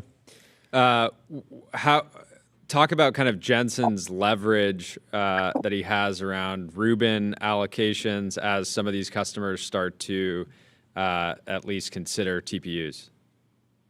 Yeah, so as far as like next year's TPU deployments, it's pretty set in stone for the vast majority of the volume, right? Anthropic's got a bunch, and then there's some sprinkled elsewhere. But as we go into 2028, where Google can actually ramp, the flip side is Rubin is also ramping. And at least based on our research looking throughout the supply chain, over a year ago when OpenAI started their chip team, they poached like 15 Google people overnight, right? In 1 week, like someone I knew I heard was like, oh yeah, I'm joining OpenAI. And then I text like another 3 people I know, and they're like, oh yeah, I'm also joining OpenAI. I'm like, what the fuck? So Google's, a lot of their best TPU engineers have left, right? They also have a ton left. And so what that's done is, chip timelines are so long, that didn't affect TPU v7, that's affecting TPU v8. At the same time, Google's trying to diversify their supply chain, get from not just Broadcom, but also MediaTek. And so Google's got a real challenge on TPU v8 in that it's good, it's an improvement, but then when you go look at what NVIDIA's doing with Rubin, Rubin is so much better because NVIDIA's just pedal to the floor, paranoid as fuck. We have to be the best, and we have to be way, way, way better than everything, because how much better I am than everyone else is my margin, right? And so NVIDIA has the sort of like, at least currently, we think NVIDIA is going to be so much better that they'll be fine and they'll be able to maintain margins, right? Now, things can happen. Rubin can delay or TPUs can delay and the position looks better or worse, right? There's a lot of unknowns to go through. But as far as like what is Jensen's leverage is, look, I'm going to make the best hardware and plus my software advantages, and I'll be able to continue to be dominant and dominate the market, right? There's curveballs that could go, which is like, oh, Google software, they could open source enough software that actually their software ecosystem is not far behind NVIDIA. Maybe they don't want to, right? Or, hey, they could, they could execute everything, and NVIDIA has a 3-6 month delay, and now all of a sudden they're a lot more competitive, right? And so all these things are still open questions, but it's NVIDIA can play the allocation game as well, of course, right? Yeah. Hey, I'm going to give all of the GPUs initially to companies that probably could buy TPUs, but that ends up being all the AI labs and hyperscalers, right? At least, like Meta, right? And ByteDance, people that would actually be willing to buy TPUs. And then you end up with this like weird situation where, okay, well, that's like 75% of the GPU market anyways, when I look at the AI labs through the neoclouds, right? When there's, Nebius and Iris Energy and all these other, CoreWeave and all these folks are deploying for OpenAI anyways, right? This sort of ends up being like, well, sure, I could stiff like some people in the allocation, but at the end of the day, everyone who is a potential customer for TPUs is sophisticated enough to be where they were going to be on the beginning of the allocation anyways, right? That makes sense. How are you framing Cluster Max these days? Is it for customers who want to buy services from neoclouds? Is that the primary goal of Cluster Max? Because I feel like some people look at it and they're like, this is a buy rating, this is a sell rating on the stock. So the funniest thing is like ClusterMax V1. The title of it was ClusterMax: How to Rent a GPU. Okay. Right? Because we discussed all of that, and then in ClusterMax V1, I believe we put Iris Energy and Underperform. Right? At the same time, the research side of the business, we explicitly were like, dude, they've got these data centers. It doesn't matter if they suck at running GPUs. Sure. They've got these data centers. They've got this power. If you just value them on a watts per, how much money they could make, it's a long. Yeah. So like, at the same time as like Jordan, right? Jordan, he's running ClusterMax. Is like Iris kind of sucks, and it was other people in the technical team before him. It's like Jeremy, who's running the data center side, and I think he's been on TBPN. Is like, dude, Iris Energy is a stock, right? So it's like it's kind of like, it's like what the technical side of the house does versus what the research side of the house does. Yes, they talk to each other, right? Jeremy did ask the team like, hey, what do you think of Iris Energy? I think it's a log, and the team working on ClusterMax is like, I don't know, like it's a bad cloud, and it's like that doesn't matter. So ClusterMax has nothing to do with the stock, right? Now obviously there's going to be some correlation with how good is a stock versus who's going to want to rent from them. But at the end of the day, right, like ClusterMax is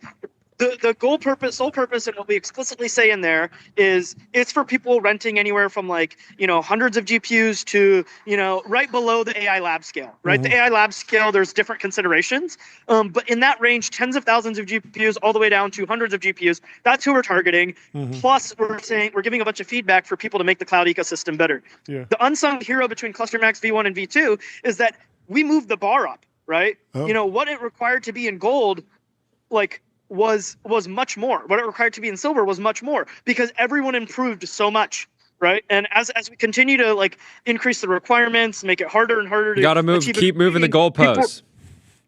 People keep improving the ecosystem, and actually, this is the funny thing. It's like ClusterMax is evil. It's like when we look at the quotes, and we've got hundreds of quotes on ClusterMax.ai, all these companies are like, dude, I love this. This one specific bug that this NeoCloud had, they fixed it as soon as you wrote about it, right? Or like, hey, it helped me understand the reliability, helped me understand this or that. People are like, love ClusterMax, and altruistically, like I think we're generating billions of dollars in value just from, hey, like all these clouds are more efficient and there's less failures, and it's easier to get your workload running on any random GPU cloud, and the market is more efficient.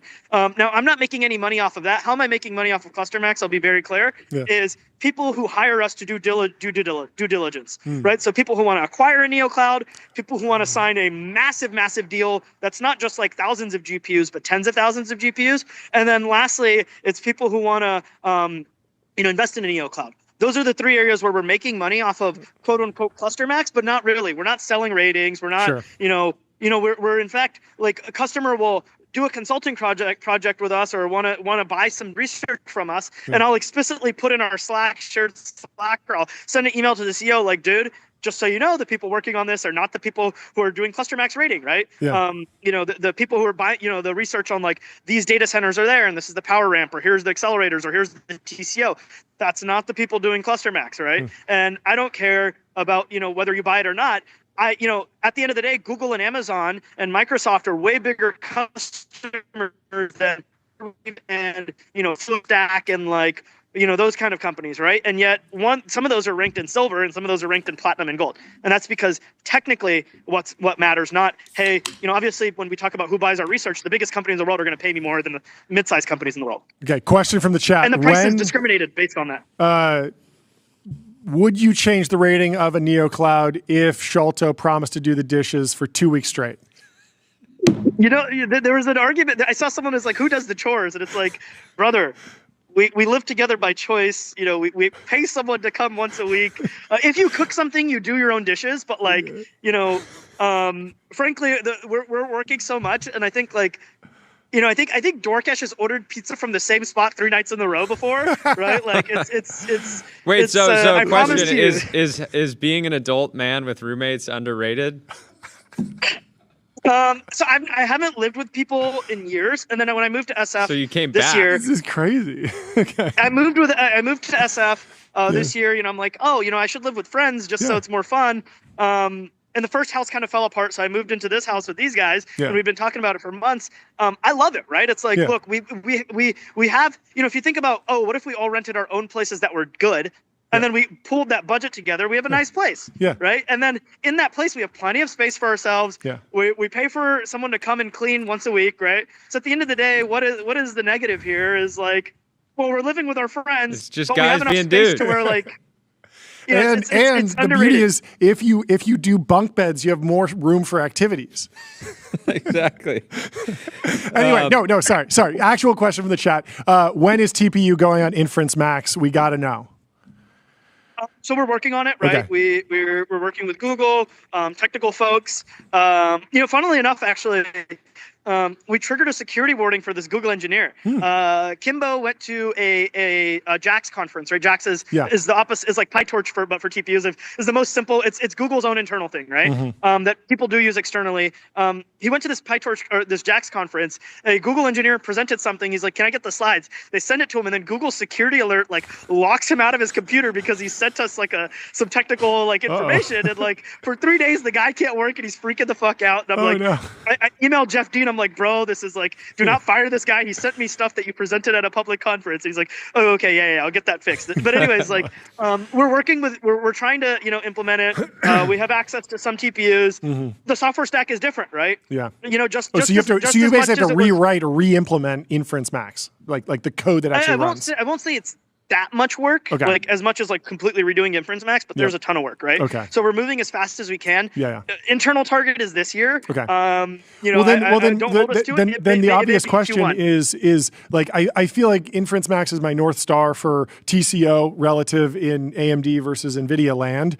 There was a bar chart of TCO for GPU versus NVIDIA. It looked like TPU was doing really well on that chart. The bars were very low. Where did those numbers come from? Do you have confidence in those numbers, or do you think the numbers will change once you actually get TPU on Inference Max? Yeah, so Inference Max shows performance TCO, right? Okay. It's great. Like, guess what? Like, TCO of like a Raspberry Pi is incredible. It's like $5, right? Sure. Versus a GPU is $50,000. Okay. Performance divided by TCO is what matters. So that bar chart is saying, look, TPUs are cheaper, and at least on quoted specs. Now let's make some assumptions around utilization. And in the article, we explicitly said, look, we don't know what the utilization is. It's going to change customer to customer. Here's a range. Worst case, it's like a little bit worse than GPUs. Best case, it's way better than GPUs, right? Yep. And so Inference Max will tell us what the actual performance is in inference, because we don't know yet, right? Currently, the open source software for TPUs is not good enough for us to just take the open source software and say that's the performance, right? Because that's obviously like not real, right? Anyone who like is actually buying TPUs is going to spend engineering hours to work on it, and so we're trying to work with Google to get a real performance number that is achievable by people, and will be upstreamed into the open source software, because this is an in progress thing, right? No one cares what TPU v7 can do today. It's about what it does in 6 months, and so obviously we don't want to be today TPUs, if you're using VLLM, are worse performance TCO than GPUs, without a doubt. But the target is moving very fast, and there's a ton of like low hanging fruit for us to implement before we actually put a number out there, right? And so where does Google sit there? We'll see. I personally believe the TCO side of things, the total cost of ownership, is based on what we know on supply chain, right? How much do the chips cost? How much do the racks cost? How much does the liquid cooling cost? How much does the memory cost? How much do the cables cost? Et cetera, et cetera, et cetera, right? That's based on our estimates up and down. So I think the TCO side of things, we're pretty confident. It's the performance side of things where we don't know, right? There's a wide range, and that's what we sort of tried to state in the article, right? Performance is a wide range. Can you explain more about Google and Broadcom's relationship? Max Hodak from Neuralink and Science was asking on the timeline last week why have Broadcom as a middleman?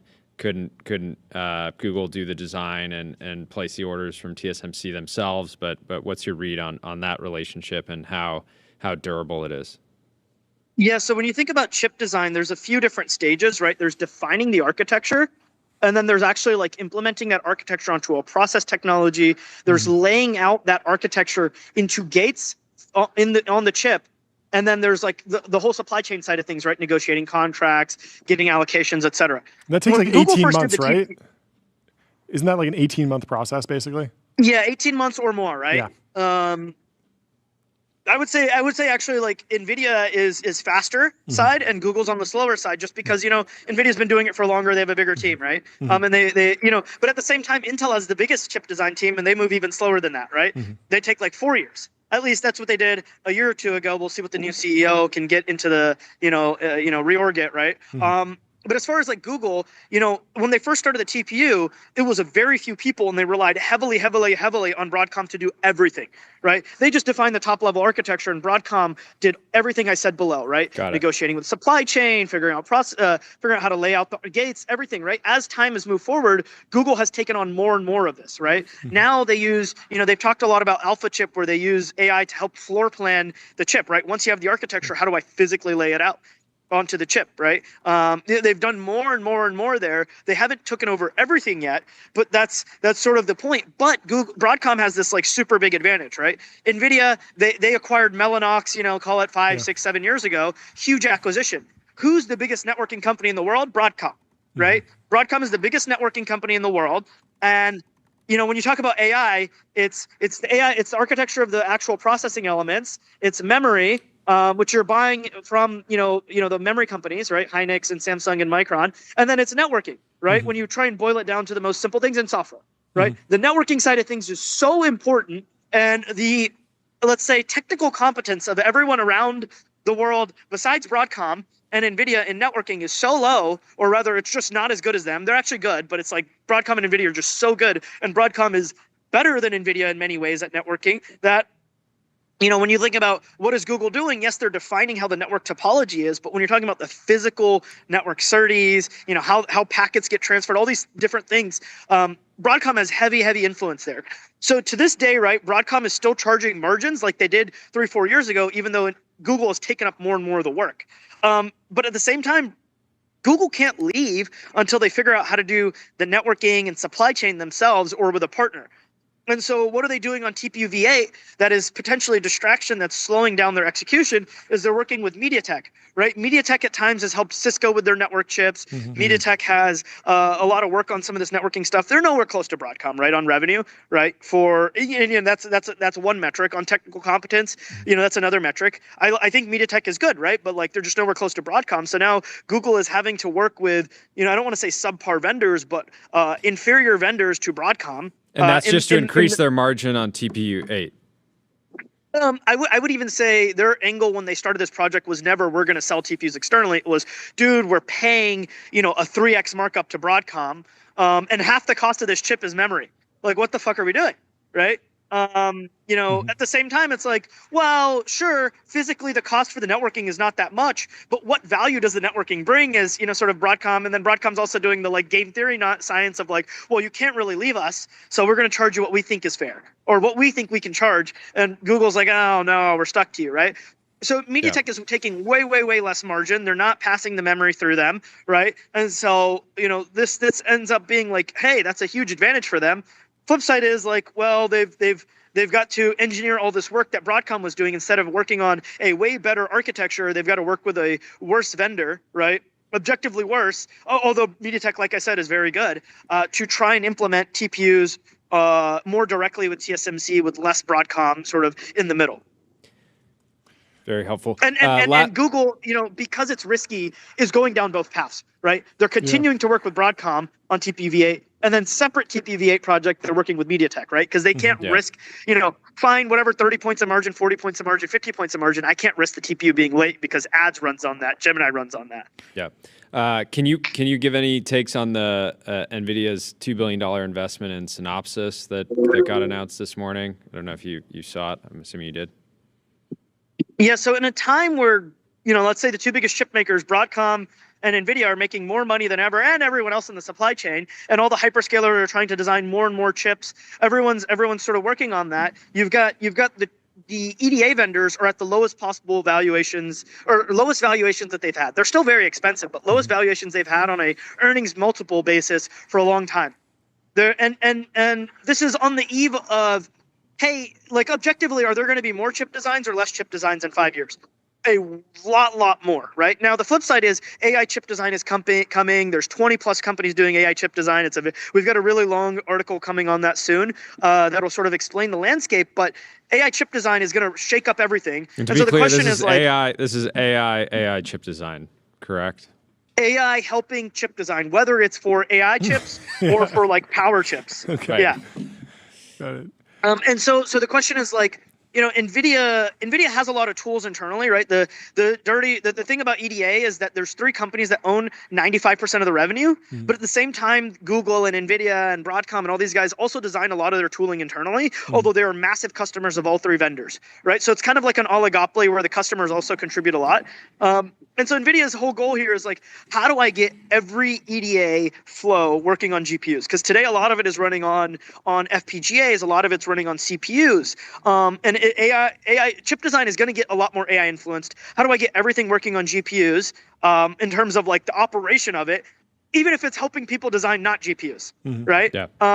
And I don't have enough engineers to work on all the software. They've open sourced a lot of software, right? Like cuLitho, it's software for lithography, right? And they've got all this software up and down the chain, all the way from lithography to laying out chips and all this other things. They just want to make it all run on GPUs, and so that's what their goal here is, right? And now they've given Synopsys a huge. They're buying Synopsys at the lowest valuations that Synopsys has ever had, with all this cash that they were going to give away in dividends or buybacks, anyways. And they're getting Synopsys to now make GPUs first class, right? And so I think this is a win-win for Synopsys and NVIDIA. Well, we could go way longer, but I know what's on your calendar. You got to hit the gym. Thank you so much for coming by and chatting with us. This is really, There you go. There you really go. helpful. Have a great rest of your day. Enjoy picking up. the holidays with your family. Great catching up. We'll talk to you soon. Cheers. Goodbye. All right, see you guys. See ya. Later. Let me tell you about public.com investing for those who take it seriously. They got multi-asset investing and they're trusted by millions. We have Ro Khanna in the Restream waiting room. Let's bring him in to the TBPN Ultradome. Ro, good to meet you. Welcome to the show. Welcome to the How are show. you doing? I'm doing well. You guys have become quite the celebrities in my district. Everyone is tuning into your podcast. It's I'm glad to impressive. hear it. I'm glad to hear it. And we're happy Great to to have have you you. on the show. All Thank you so guys much for taking the jealous? time.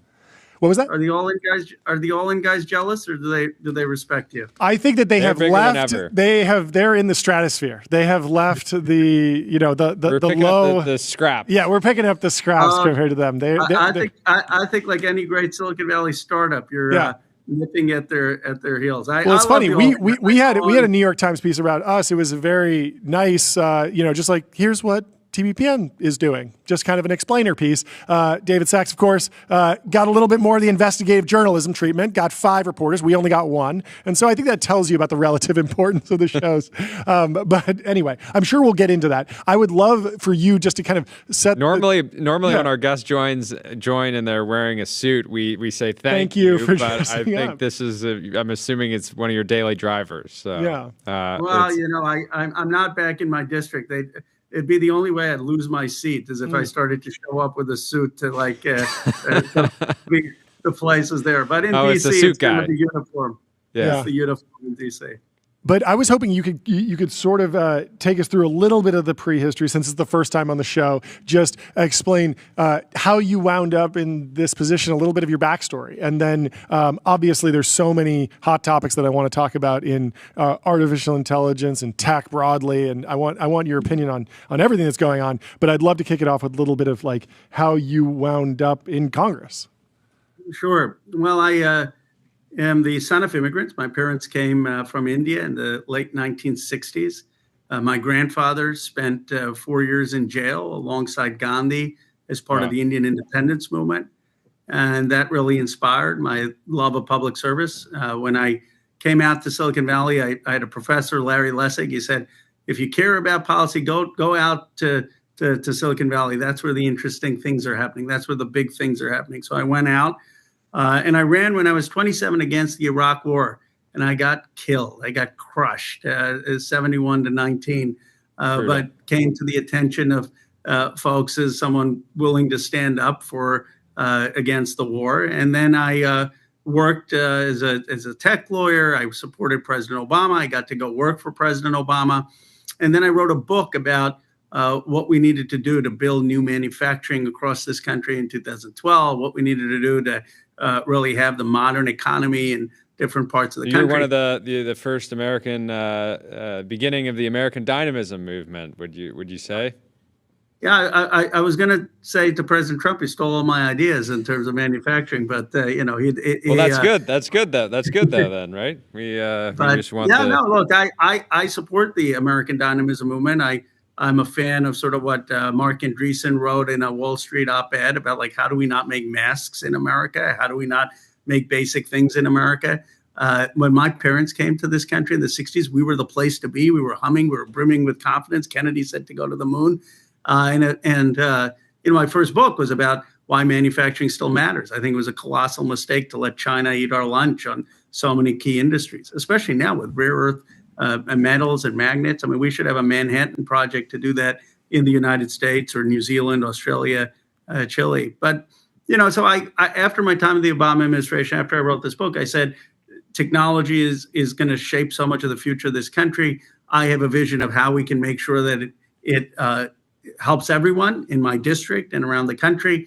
And maybe I have something to offer to Congress. So I ran against an incumbent again, lost again. California is a machine-dominated state. It's very hard to break in. And I persisted and won on my third try. There you go. Third time's a charm. And so for this year, in 2025, how would you frame, your top priorities? There's this weird disconnect between that we've been tracking on, like, how relevant is AI? It's so dominant in tech, and yet if you talk to somebody at Apple, they'll be like, we didn't want to focus on AI this year at all. We wanted to focus on battery life because that's what helped us sell phones. And AI was actually not a driver of iPhone sales, for example. It's a deeply pervasive discussion point, and yet it's not necessarily, and yet it's widely used, but also widely hated. It's such a unique technology. But just in terms of political priorities, what's been on the top of the stack for you this year? I want to answer your question on AI, Please. But obviously in the last few months, what's been the highest priority is getting these Epstein files released. Sure. I mean, Thomas Massie and I passed the Epstein Transparency Act. It was my bill, passed 427 to 1, 100 to 0 in the Senate, and Donald Trump signed it. Most urgently, it's about justice for these underage girls, over 1,000 victims who were raped at Epstein's Island. But it's also about this kind of idea of elite impunity, that these rich and powerful people, I call them the Epstein class, don't play by the rules, which you and I have to play by, and people are tired of it. And it also is a story of how in the world you get some things done in Washington. How did a Bay Area progressive congressperson end up getting Donald Trump to sign his bill and getting 427 people in the House to vote for it and 100 senators? So that has been the immediate priority. But what I say to folks... So are you optimistic that the American people will ever get a truly cohesive narrative on the Epstein story, or will it be our generation's JFK assassination? I'm confident we're going to get far more than we've had so far. The release is now mandated by law December 19th or December 20th. I think more names are going to fall. You've already had some high-profile names fall because of their affiliation with Epstein, covering up for him, or being inappropriate. There are going to be other names that come out. Now, do I think that it's going to satisfy everyone? No. There's always going to be some sense that we didn't get a full justice, but it's going to be much better than these women who were denied justice for decades, which was not partisan. I mean, they were shafted by a justice system that didn't work. And there are a lot of rich and powerful people who got away with it. But look, what I tell people is that AI is going to matter even more than anything. And to your point about Apple, it's not AI literally as just AI, as Grok or ChatGPT, or a technology that detects patterns and can predict the future based on patterns. It's more that AI has become a symbol for a technology revolution that people know is changing everything about their way of life and the economy, and where they feel like they don't have control, that they don't have a full say in what that's going to mean. They don't have a full say in what that's going to mean for their kids in terms of having good paying jobs, and they're unsure if their kids are going to have as good a life as their parents had. They don't know what that's going to mean culturally for them as citizens. Are they going to have the same sense, or are they just going to be manipulated by algorithms? And they don't know what that means culturally as their kids are on phones in school and becoming sort of creatures with machines. And so this whole concept of how technology is going to be something that empowers people and that people feel comfortable about as opposed to fearful of is the challenge, in my view, of our time. And, I've gotten attacked from some people in Silicon Valley saying, oh, it's kind of a Luddite. And I was like, no, I'm not a Luddite. Of course, I believe AI can do a lot of great things in medicine, in coming up with new disease and lowering costs.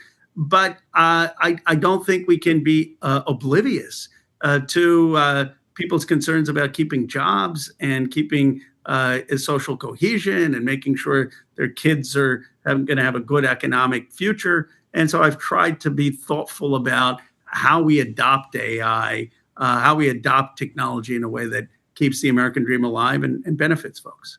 And I mean, that's such a wide remit how we adopt AI technology, because you can see it implemented from a chatbot that, some random person uses, or, kids are using AI, all the way down to, deeper in the bowels of some enterprise software product that, no human was ever interacting with to begin with. And then it's just streamlined a little bit with some AI dropped in the middle of some big system. How are you thinking about creating some sort of taxonomy around AI? Do you like a divide between generative AI and more traditional machine learning workloads? Do you see a divide between consumer and B2B applications, self-driving versus what happens in a chatbot? Like, how are you thinking about actually breaking apart that problem? Because there's so much there when we say AI. Yeah.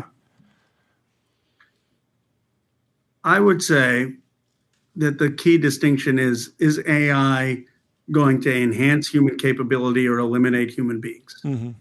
That is the distinction. And that we need to figure out as a society how we get more AI that is enhancing human beings as opposed to just eliminating them.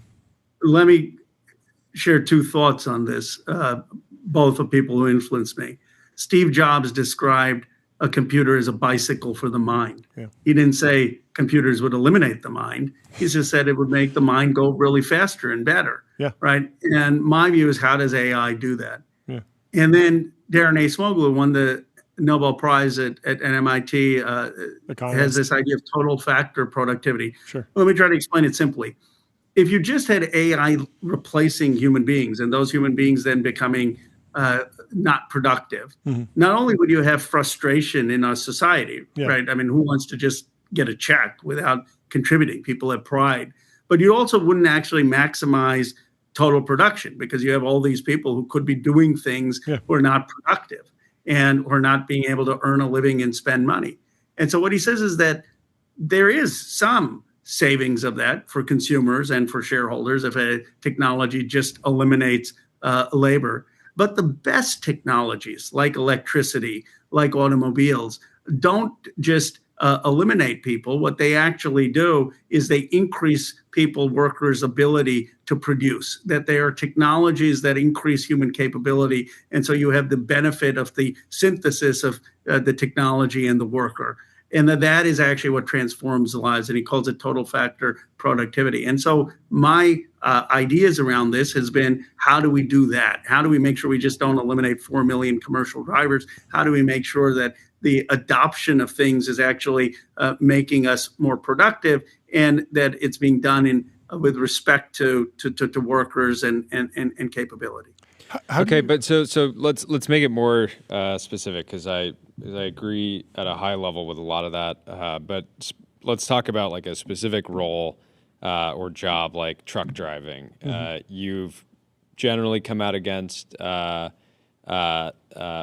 have concerns around AI-based job displacement with long haul trucking and truck drivers. On the other side of that, if I'm if I'm running a trucking company and I want to deliver the best possible service for my customers, it's possible that AI would be able to support that. What kind of like policy do you think is right in order to create you want some guardrails around the industry, how AI should be used in trucking. I'd love to kind of understand more. Yeah, I would say have a human in the loop. And so what does that mean? When on a plane, a lot of it is automated, but we still have a pilot there. And I'm glad we have a pilot. I wouldn't want to just fly in an automated plane.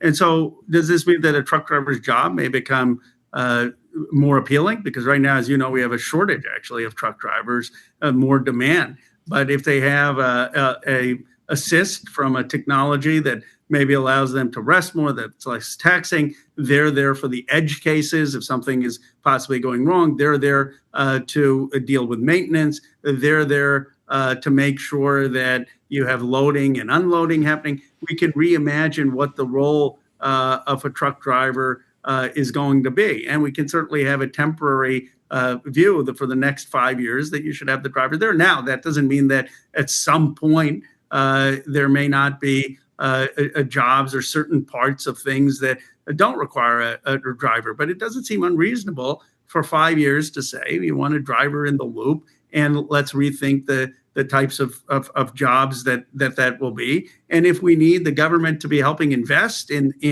the developing of this technology, fine, but do it in a way that's going to be complementary with drivers. Yeah, this is kind of happening already with Waymo, where there is a human in the loop, and the ratio of teleoperators to cars on the road is potentially higher than 1-to-1 right now, according to some reports. But over time, I think the Waymo team expects there to be fewer and fewer humans in the loop over time. The question is, how fast does that happen? And you're sort of proposing maybe try and make that as gradual as a process as possible. Because, I mean, you go back to like the elevator operator used to be a human. Now we use buttons, and no one's really missing those jobs. They phased out over time. I think the main thing is everyone is concerned about rapid job displacement, not necessarily if I told you your grandson can't be a truck driver, you'd say, oh, he'll find a different job. But if it's like every truck driver out of the job next year, that's obviously much more disengaging to the U.S. economy. Is that how you think about it in terms of just timelines more than strict rules forever? I think that's thoughtful. There's a famous economist who once said in a gendered time, jobs for the father, not for the son. And by that, he meant, look, we've got to make sure that people in their 30s, 40s, 50s, 60s have jobs. That doesn't mean that that's exactly what their kids are going to do or their grandkids are going to do. For a lot of these human in the loop legislation, we're talking about 5 years. We're not talking about 15 years.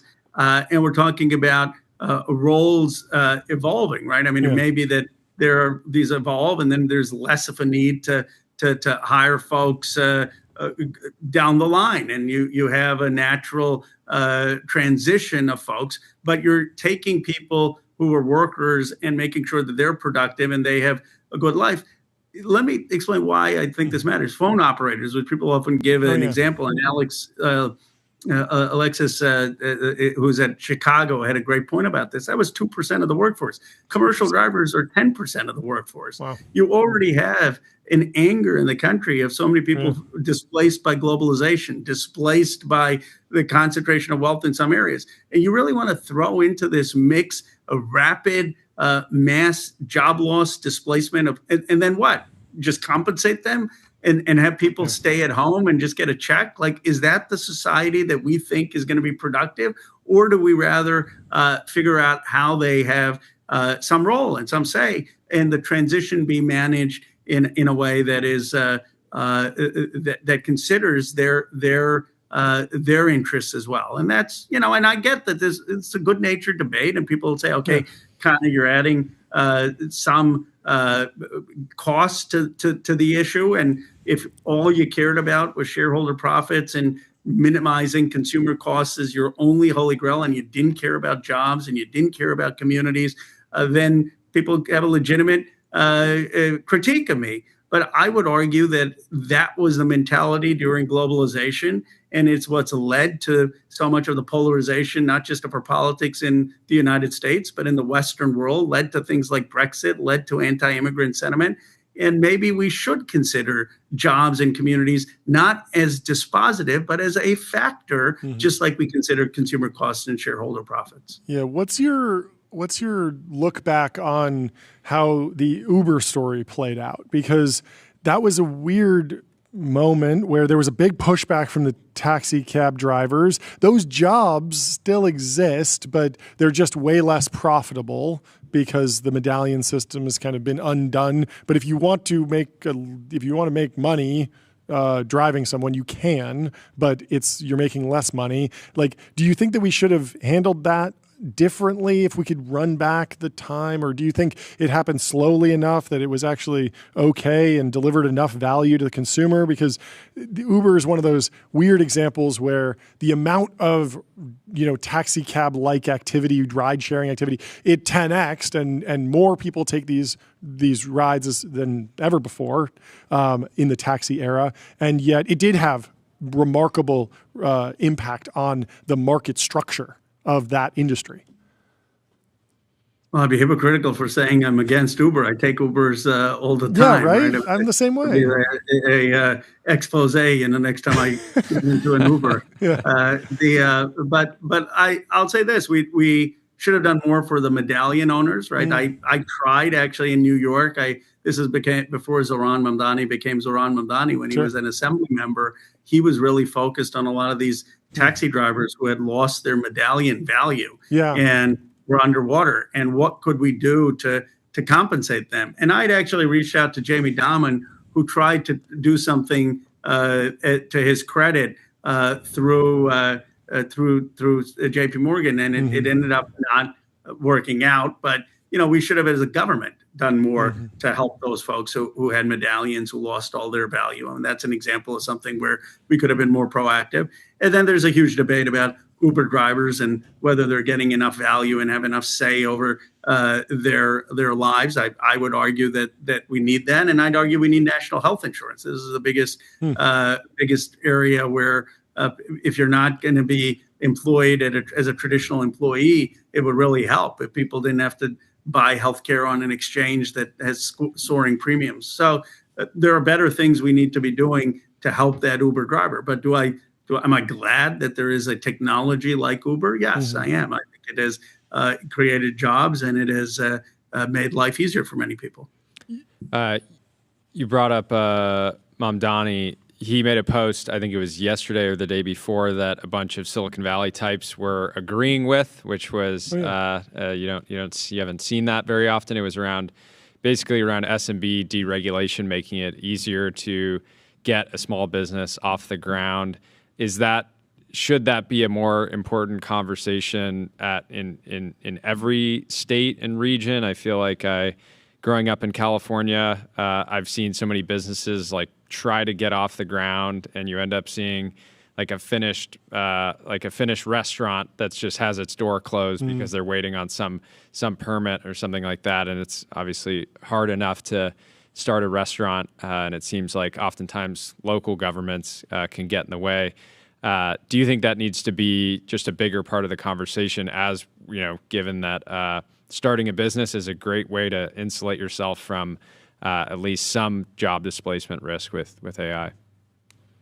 Yes, it does. And look, Zoran became famous in part with his halal video, where he was basically saying it takes too much regulation to have a halal stall, and we need to streamline that. And so I believe, yes, we need to make it easier for people to start a small business, to be their own business owner. That's not just making the permitting easier. It's also making sure people have access to capital. A lot of times that's a barrier. But I'll tell you one thing that I think is often a blind spot for folks in my district. I love small businesses. I love entrepreneurs. I think that there's a lot of people who want to build wealth. Completely agree. Right. Completely agree. We love small businesses here too. But here's the but. Okay. Most Americans are not going to go just start a small business. This idea that every person in Bucks County, Pennsylvania, where I grew up, or Western Pennsylvania, should start a startup or build a business. Like my dad never did that. He had a middle-class life. He worked for the same company for 30 years. And there are a lot of people who just want a decent job. And they just want a job that can support a family. And there's nothing wrong with that. If they want to be in manufacturing, or they want to be a nurse, or they want to be a childcare provider. And so sometimes our rhetoric becomes like, why can't everyone become an entrepreneur? It's like, why can't everyone become a politician? Now, maybe an entrepreneur is a better life, but like a lot of people just don't want to do that. Yeah. And they still want to have the American dream. Yeah. And so all I'm saying is, let's think about how to help small business owners, but let's also think about the 4 million people who are drivers and like, what is their life going to look like? And it's important to have that balance. Yeah. Give me some lessons from the recent trip to China. I'm fascinated by how they're dealing with AI. Are they doing anything right? Are they moving even faster? Do they have a solution to the job displacement problems? Is there anything good or maybe risky that you found going out there? What were your takeaways? 3 takeaways. 1/3 of the AI talent is in China. What does that mean? That means it would be totally counterproductive to ban Chinese students from coming to the United States, or Chinese entrepreneurs from coming to the United States. Yep. We want to have that talent come to the United States because we still have a better ecosystem for capital and for investment. Yep. Second, we need to make sure that we're developing the talent in AI here in the United States, and investing in STEM, and making sure that we're encouraging the local development of that. But third, and this is the most important, guess how much youth unemployment is in China? It's Isn't it like 20%? It's really high, right? You guys are too smart on this Sorry, stuff. it's really high. 20%? But that's crazy. How is that possible? I feel like, can't they just go build more bridges and create more jobs? I thought it was a command and control economy. I don't know. It's always been crazy for me. They have enough empty sky rises, I think. Maybe. I don't know. Yeah. What was your takeaway from it? As I describe it to people, you can't build dating apps in China, right? Like, so, you know, the people who have these fancy degrees. Is it banned? Like, yeah, I mean, it's such a directed economy. They want everyone to like make stuff, manufacture stuff, Okay. not do things that they would consider frivolous. Sure, like, sure. You know, Yeah. a sports app, a music app, Interesting. all the cultural stuff that we do that improves consumer life or thinks about consumer needs. You know, so you're someone who gets this fancy education in college, and then they're like, okay, go work at a factory. And just like we've undervalued people who want to work at factories in America, we should be having more trade schools and more respect for factory workers. They've undervalued people who don't want to work at a factory. And the reality is, like, you should have both choices. So these people, they're there, and they don't want to go necessarily to build a bridge or necessarily to build the next factory of robotics. Yeah. And it was hilarious because I would talk to the premier, Li Chang or others, and they'd say, well, it's a voluntary unemployment problem. These are just folks, they should be doing these jobs. But what if in America we said, okay, you know, as one of the newsroom when they were being laid off said to someone, go become an electrician. Well, that's as offensive as telling a steelworker to become a coder. Like, you know, people do things and they want to do what they aspire to do. And China is a command-directed economy that has overvalued manufacturing, doesn't have that diversity. We do. Our problem has been the opposite, that we undervalued making things. We undervalued the trades. And so what we need is sort of a balance for America to have manufacturing, but also this incredible ecosystem of the service economy, which can employ people where China can't. And that's ultimately why I bet on America. I'm also, one pointer, sick of this argument that let's just go be like China. They're going to eat our lunch. Really? You know, the Chinese model is a crony communism. Like, okay, Xi Jinping gets rich and a bunch of people who are running these companies get rich, and the rest, and then you have 20% unemployment, and you have consumer welfare declining, and look at how most people live. They don't live in nice houses with 2 cars. So, like, I don't want China as a model. And I'm not going to compromise every American having economic security just because we're chasing China. China is not the model. America needs to be more like America, of how we built America in the 1940s, 50s, and 60s. I completely agree. Quick Thank couple, want your takes on a couple things. Housing affordability. I think a lot of people agree right now that housing affordability is sort of like upstream of a lot of the problems that we're facing as a country. What's your current stance on how we can improve affordability at kind of the local level and at the federal level?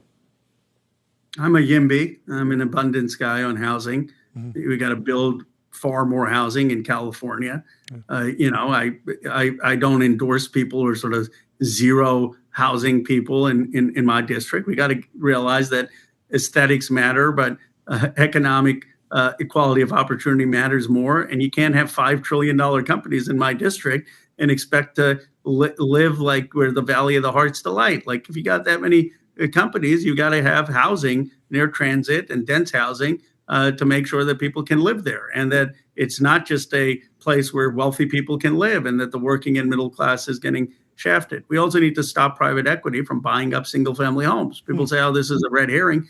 No, it's not a red herring. In some places, they have bought up too much single family homes. So pro-building, pro-streamlining, making it easier to build, and having zoning reform and stop private equity from buying up these single family homes. What about international purchases? Will we make progress, at least in California, on those issues in the next 10 years? Yes, because I think people realize we didn't make enough progress over the last 10 years, that this is a failure of California policy. And whoever is elected the next governor, I can't imagine it won't be on a abundance agenda when it comes to housing. And it's not going to be, okay, let me do it at the last year or try to do something of an 8-year term. It's going to be day one. How do we start to do things that it's going to build more housing? So I think it's been a wake-up call for California. That makes sense. Yeah. Any quick comments on the current state versus federal AI regulation? We didn't get to touch on that earlier. And you had some comments recently on SB 1047, the bill in California. But what's your updated view on where regulation should be happening?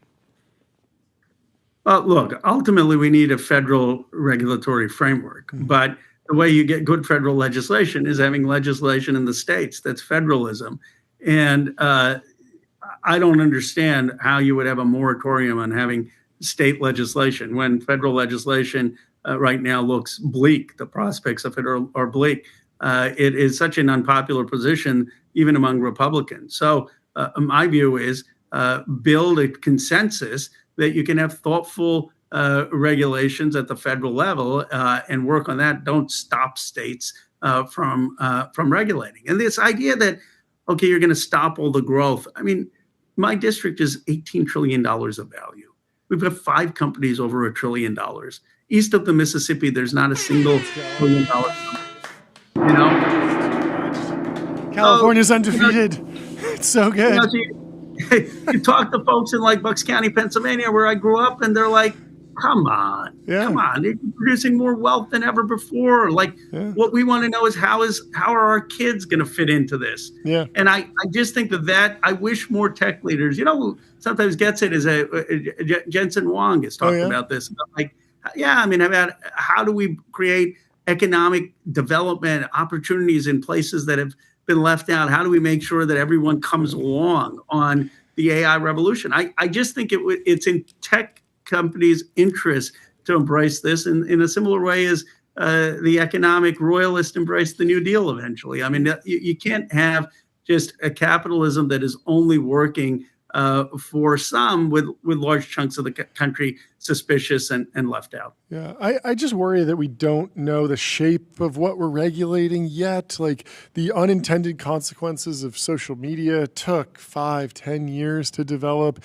I mean, 2 years ago, we were reflecting on this. People were worried about AI killing everyone and creating the Terminator. And then what wound up happening, well, it wasn't really political misinformation. It was much more people chatting with it for a really long time, going crazy, maybe overbuilding, maybe risk in the debt markets. Like the risks were very hard to predict. There were risks, but it wasn't exactly what we thought. And so I'm a little bit like hesitant about maybe there should be regulations, but when will we be confident that we know how to regulate it? Is it right? Is now the right time? Do we have clarity? Because a lot of the stuff, it stands on, what we already have fair use. We already have copyright protections. And so a lot of it can be enforced through the courts, I would imagine. But of course, if new problems come up, they need to be resolved. And that's the way we resolve them in a democratic society.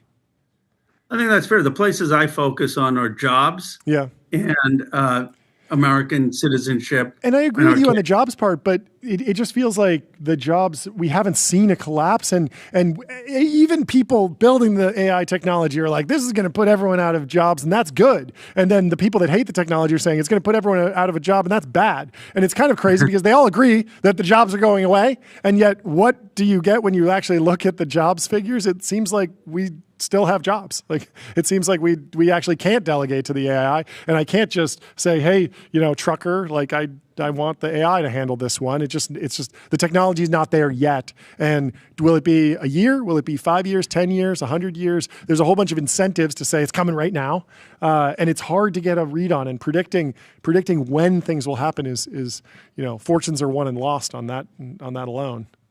Totally agree with you. John Maynard Keynes said we'd all be working 15-hour work weeks, and he was he knew more about economics than any of us. So, it's hard to predict.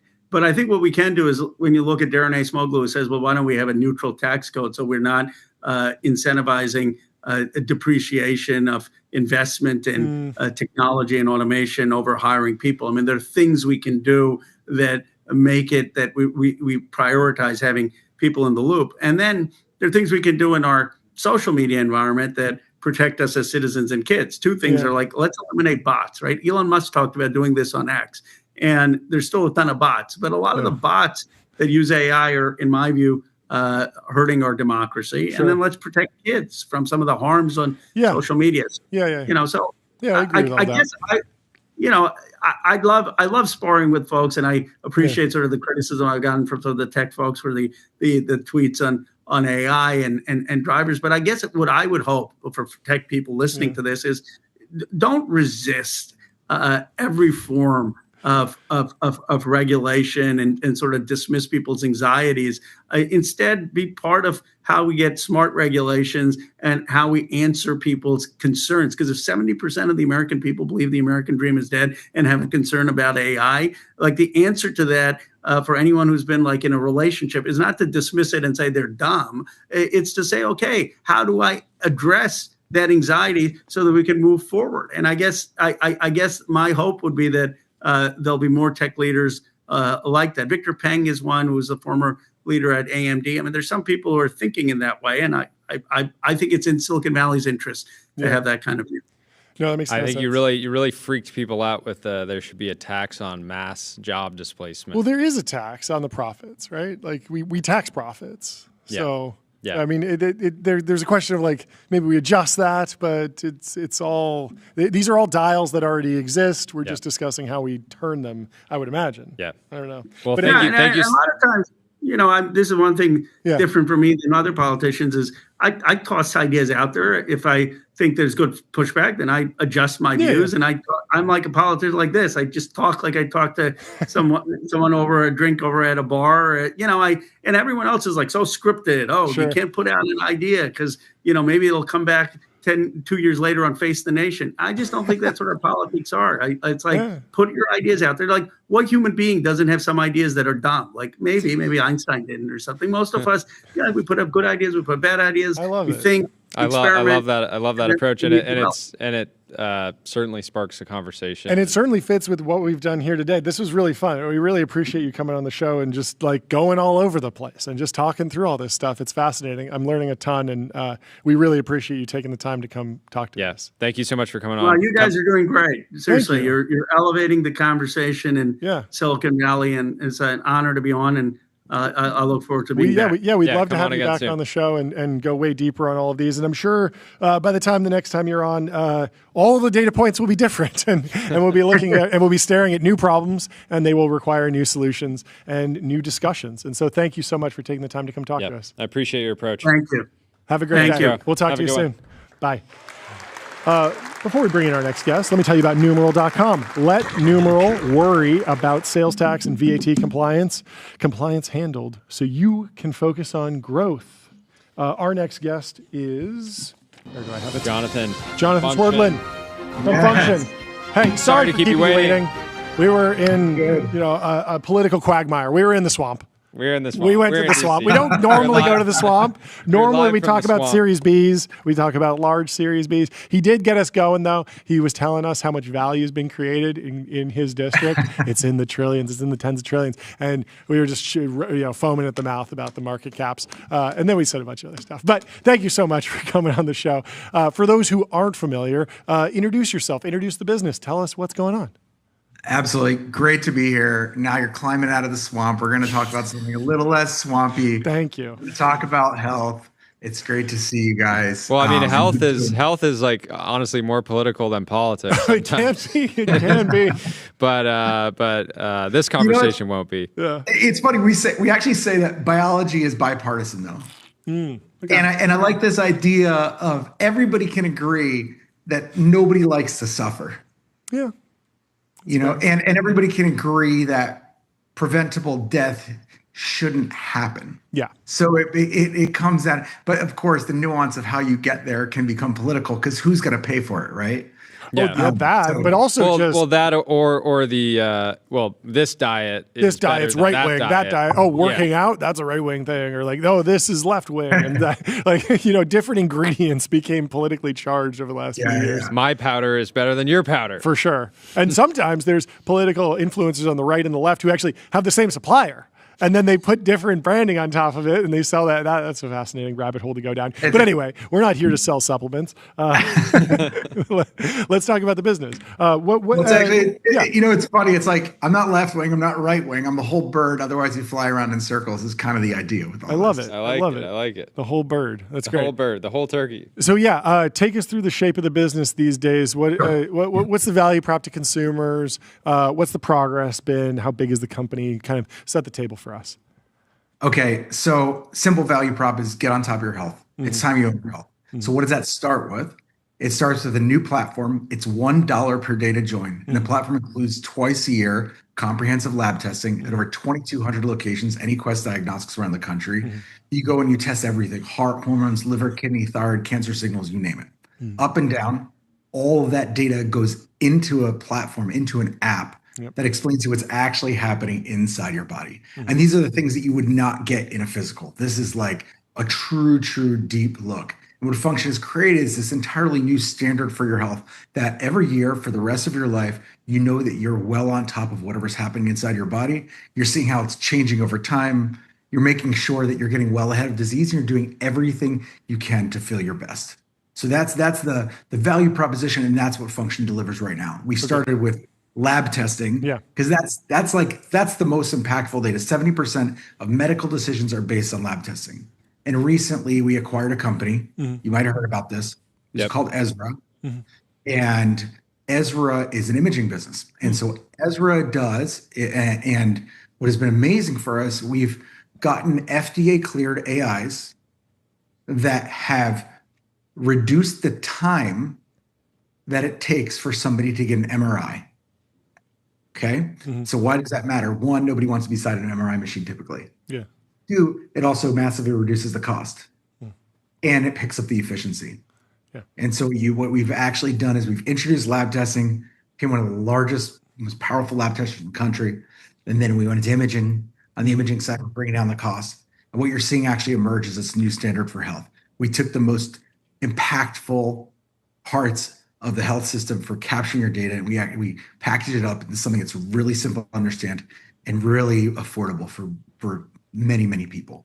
Talk about how MRIs were used historically. Are these things that get done when you have like acute pain or you have an issue and then you're doing it, and this feels like tear your ACL. Yeah, or this feels like kind of flipping it and using it as like preventative care. Is that the right read?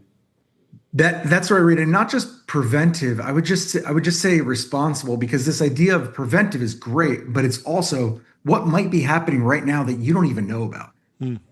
right? And so the word preventive and the word early are a little tricky for me because the word early, it's like, why is it early detection? Can't we just call it detection? Can't we just get rid of the word early? What MRI does is traditionally it allows somebody to look inside the body, but to do that, it's been really, really expensive. To get an MRI, tear your ACL, something like that. Like you basically, you have to spend thousands of dollars to look inside your body. And that's the way insurance is set up. And that's the way MRI is set up. But what MRI can do is it can look at every single organ and look for tumors that are 0.2 centimeters, 2 millimeters. It can look for stroke risk, aneurysm risk, endometriosis, hernias, tears, everything. So if you actually want to understand what's happening inside the body, an MRI is an incredible way to do it. But it's been so arcane and so difficult. It's never actually been architected and set up to look at the body and get well ahead of things. And it's usually been, you go in a hospital, you broke something, you have an issue, you go look at this one particular area. In Function's case, you can actually look at most of the body through an MRI and you can detect cancers early, you can detect aneurysm, stroke risk, et cetera. And you can do it for $499 and you can do it across almost 200 locations by the end of this year. There's never been anything like this. This is the first time in history this has been possible. It is the first time in history it's been possible geographically, from a cost perspective, technologically, and culturally it's changing. People are realizing this. What I was alluding to before, it's a really important point, is a new standard of health is emerging. And that standard includes twice a year comprehensive lab testing. It takes 10, 15 minutes each time. You go in, you get your whole body tested, you find out what's actually happening inside. And the second thing is now a quick MRI every year. And if you do it, what you're doing is you're actually creating a baseline for your whole health. And you're seeing how things are changing over time. You're catching velocity, you're seeing bad trend lines, and you're also just flagging critical issues, as well as finding out what you can optimize and what can be better in your life. And what's crazy to me is the current standard, like the status quo. We've all done this. We've all gone into the doctor's office. They test you for like 20 things. You get a phone call in 3 weeks. You're good to go. John, Jordy, see you in 6 months, a year, 2 years, whatever. And you move on with your day. And that's just this episodic, once in a while, very narrow perspective on your health. That's gone. But they're not looking at cancer, and they're really not even looking at heart disease, the 2 leading causes of death, let alone metabolic dysfunction, hormonal issues, thyroid issues, and Function looks at all that. I'll give you a crazy stat. A new study just came out. 45% of people that were hospitalized for their first heart attack did not have what is considered high-risk cholesterol. That should be terrifying. Why?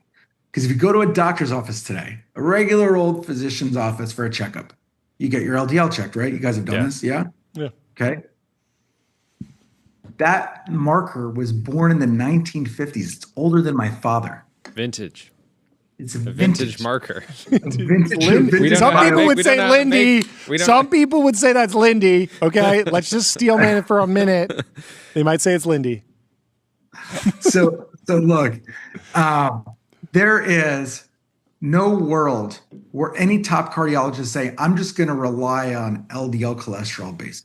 What every top cardiologist will tell you, let's look at ApoB, let's look at LP little a, let's look at lipid particle size. For most people, those words are foreign to them. But they should be. I mean, it's this avant-garde stuff, right? But so there are way better ways to look at the heart. But we're relying on something that's back to the 1950s as status quo. And what Function's done is, for hundreds of thousands of people now, we've actually delivered a new standard of health that includes twice-a-year testing of everything that looks at your heart, it's looking at your kidneys, your thyroid, your hormones, everything. Women don't have to go to their doctor and ask for a hormone panel and get chased around. Instead, they can actually get a look at what's going on with their hormones.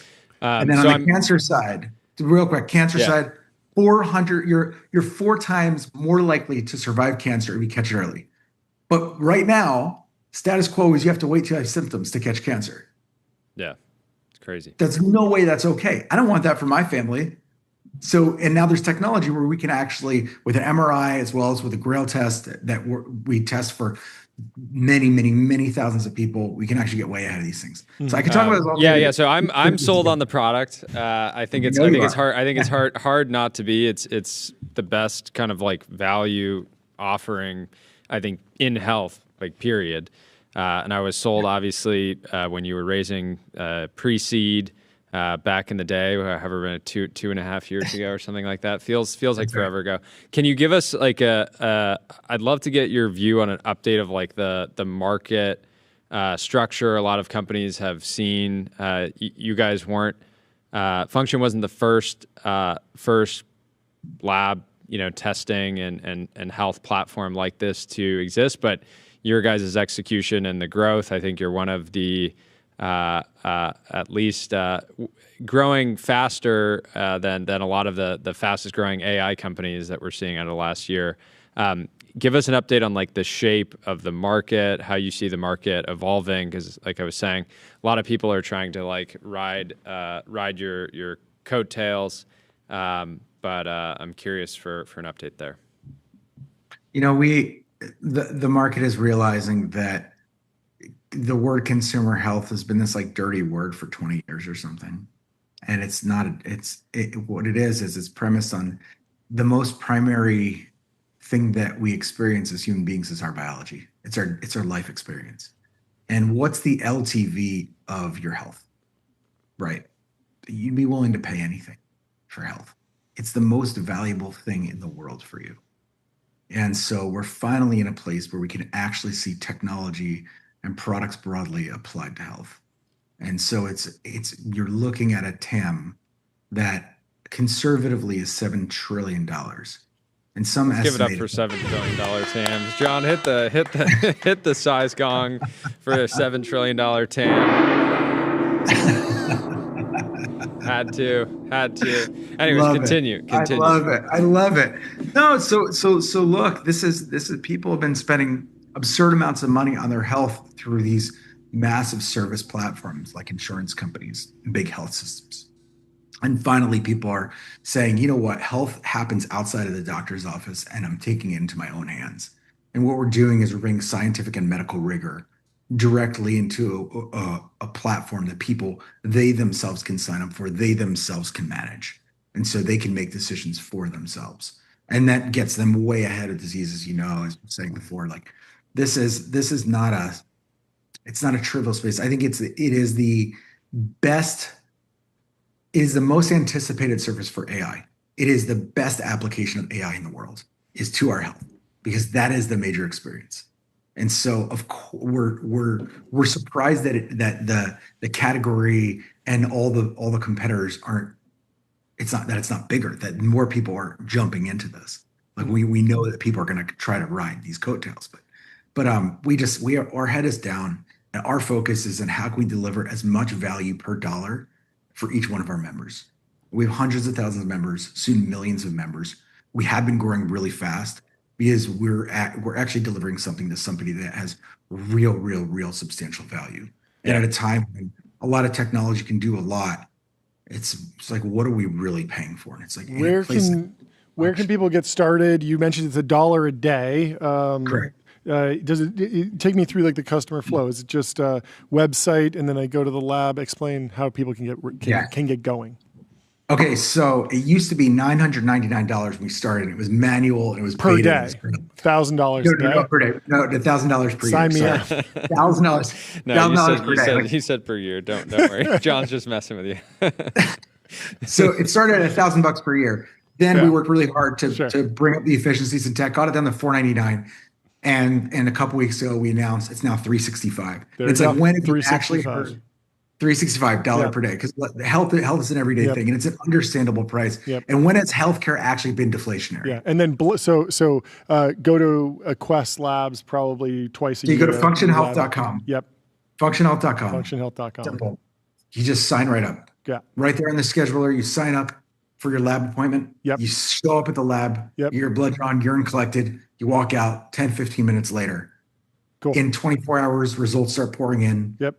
Now your app is live. Yep. And all the data is coming in. It's making sense of it. And you test every 6 months. Every 6 months. Got it. Exactly. I think people. One of the reasons people underestimated this kind of category as it was emerging is so many people got burned on like DNA testing. But DNA like the 23andMe's, you test it once. And then there's like zero incentive to retest, right? You did 23andMe, you have the data. Well, it depends. Are Whereas you working on your DNA or not? Yeah, Have you been it's modifying skill your issue. DNA? If Skill you issue, modify your maybe. DNA regularly, you should probably be testing your DNA regularly. Yeah. You never know. You never know. I might have rewritten my entire DNA. All of it. from start to finish, every base pair is different now. Sign me up again. I'm ready to go. We have to study you if that's the case. We're gonna have to bring you in, John. John needs to be studied, honestly. Generally. He's got Generally. ridiculous. What does 25,000 Diet Cokes do to the human body? We're going to find out. What is 500 Diet Cokes a year do? $1 a day on function and at least 4 Diet Cheers. Cokes a day for John. We're actually running a split test. We have the exact same lifestyle. We show up at the gym every morning. We work out. We prep the show. We do the show. We hang out with our family. We're gonna do that forever. But John drinks Diet Coke and I drink Mateina, yerba mate, podcast in a can Yeah. from Andrew Huberman, of course. And we're going to find out. Yeah, we're going to find out. Well, thank you so much for taking the time to come chat with us. We have a small bit of breaking news I want to get to before our next guest. So we will be seeing you soon. Oh, one last thing. Give us the numbers in the last fundraising round. I want to ring the gong for real. Yeah, let's do it. Series B, $298 million raised, $2.5 billion valuation. But look, the thing to think about here is that's basically $1 for every American adult. There we go. And so what that is that's a vote on your health. That's not just. I love it.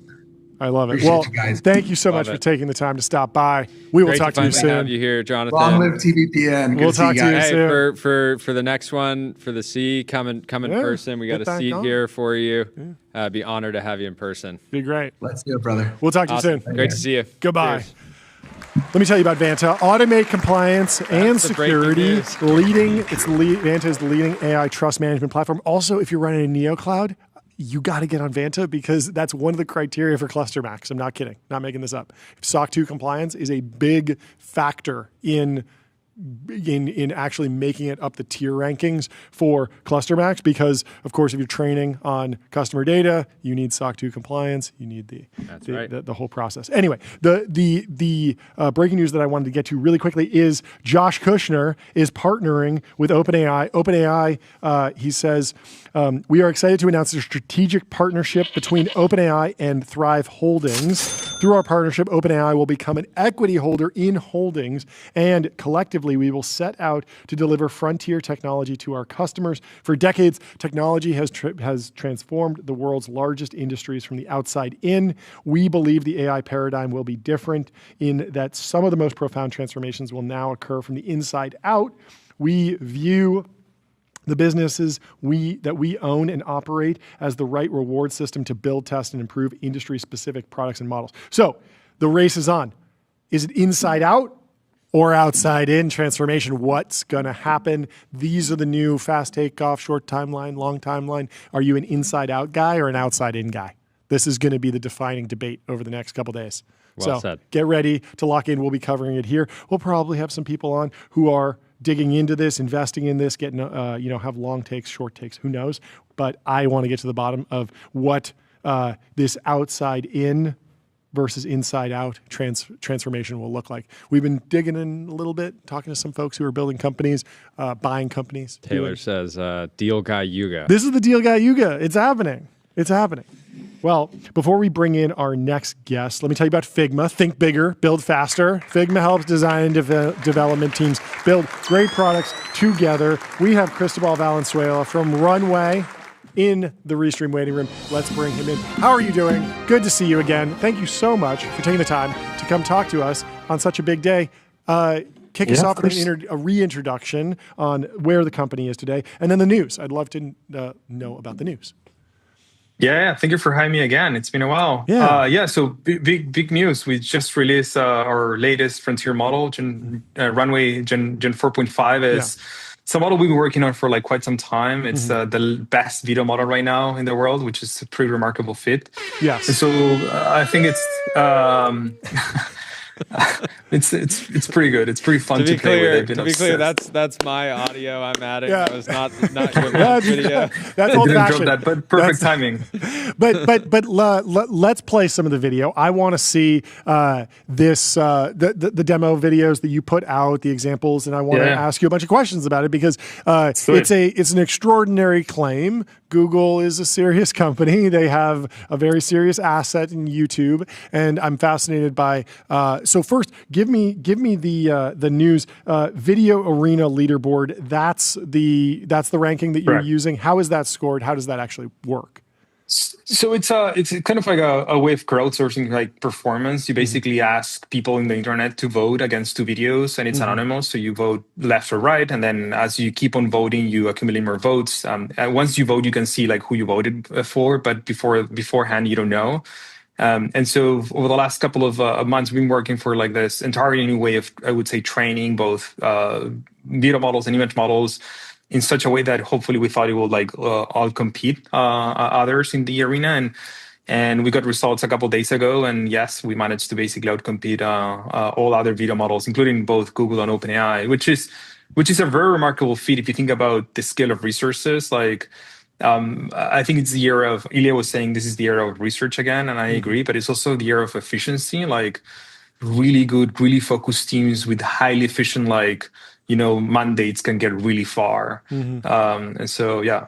Yeah. Tell me about what you optimized for here, because Sora seems, it's an incredible model, and it was for like a minute, like, whoa, really mind-blowing. Then I feel like I kind of developed an immune system for it, and I can clock a Sora video, and it feels like Sora was very much trained on TikTok almost, or vertical social media video. And so what have been the breakout Sora videos? It's been a lot of dash cam footage and doorbell Nest camera footage and front-facing videos. Degraded the model dramatically. They have degraded the model a lot, whereas VO3, it felt like it had it had a little bit of the Hollywood polish, but it was more like Michael Bay when I looked at it. It looked very saturated. Yeah. It was cool. It looked good. But what you went for, it feels a little bit more, I want to say cinematic, even though that's kind of an overused term. But talk to me about what your goal was, or even if you have a goal when you go into a training run like this. It does. So I think there's an explicit goal and an implicit goal. I think in a way, all models, specifically video models that are more visually like clear or like perceptible, have some sort of personality behind it. And I think that personality reflects a little bit both the point of view of the company and like the way you want to train the models in the first place. So to your point, like if you want to make like consumer slop and like quick, like shareable stuff, you're going to train the models just from the ground up very differently that for the stuff that we're trying to do, which is a much more professional, like high quality, very controllable set of like tools. And so a lot of what you're like basically outlining is, I would say, the personality of the models in somehow also reflects the personality of the companies. Like if you're trying to sell ads, you're going to do a very different model from if you're trying to make creative tools.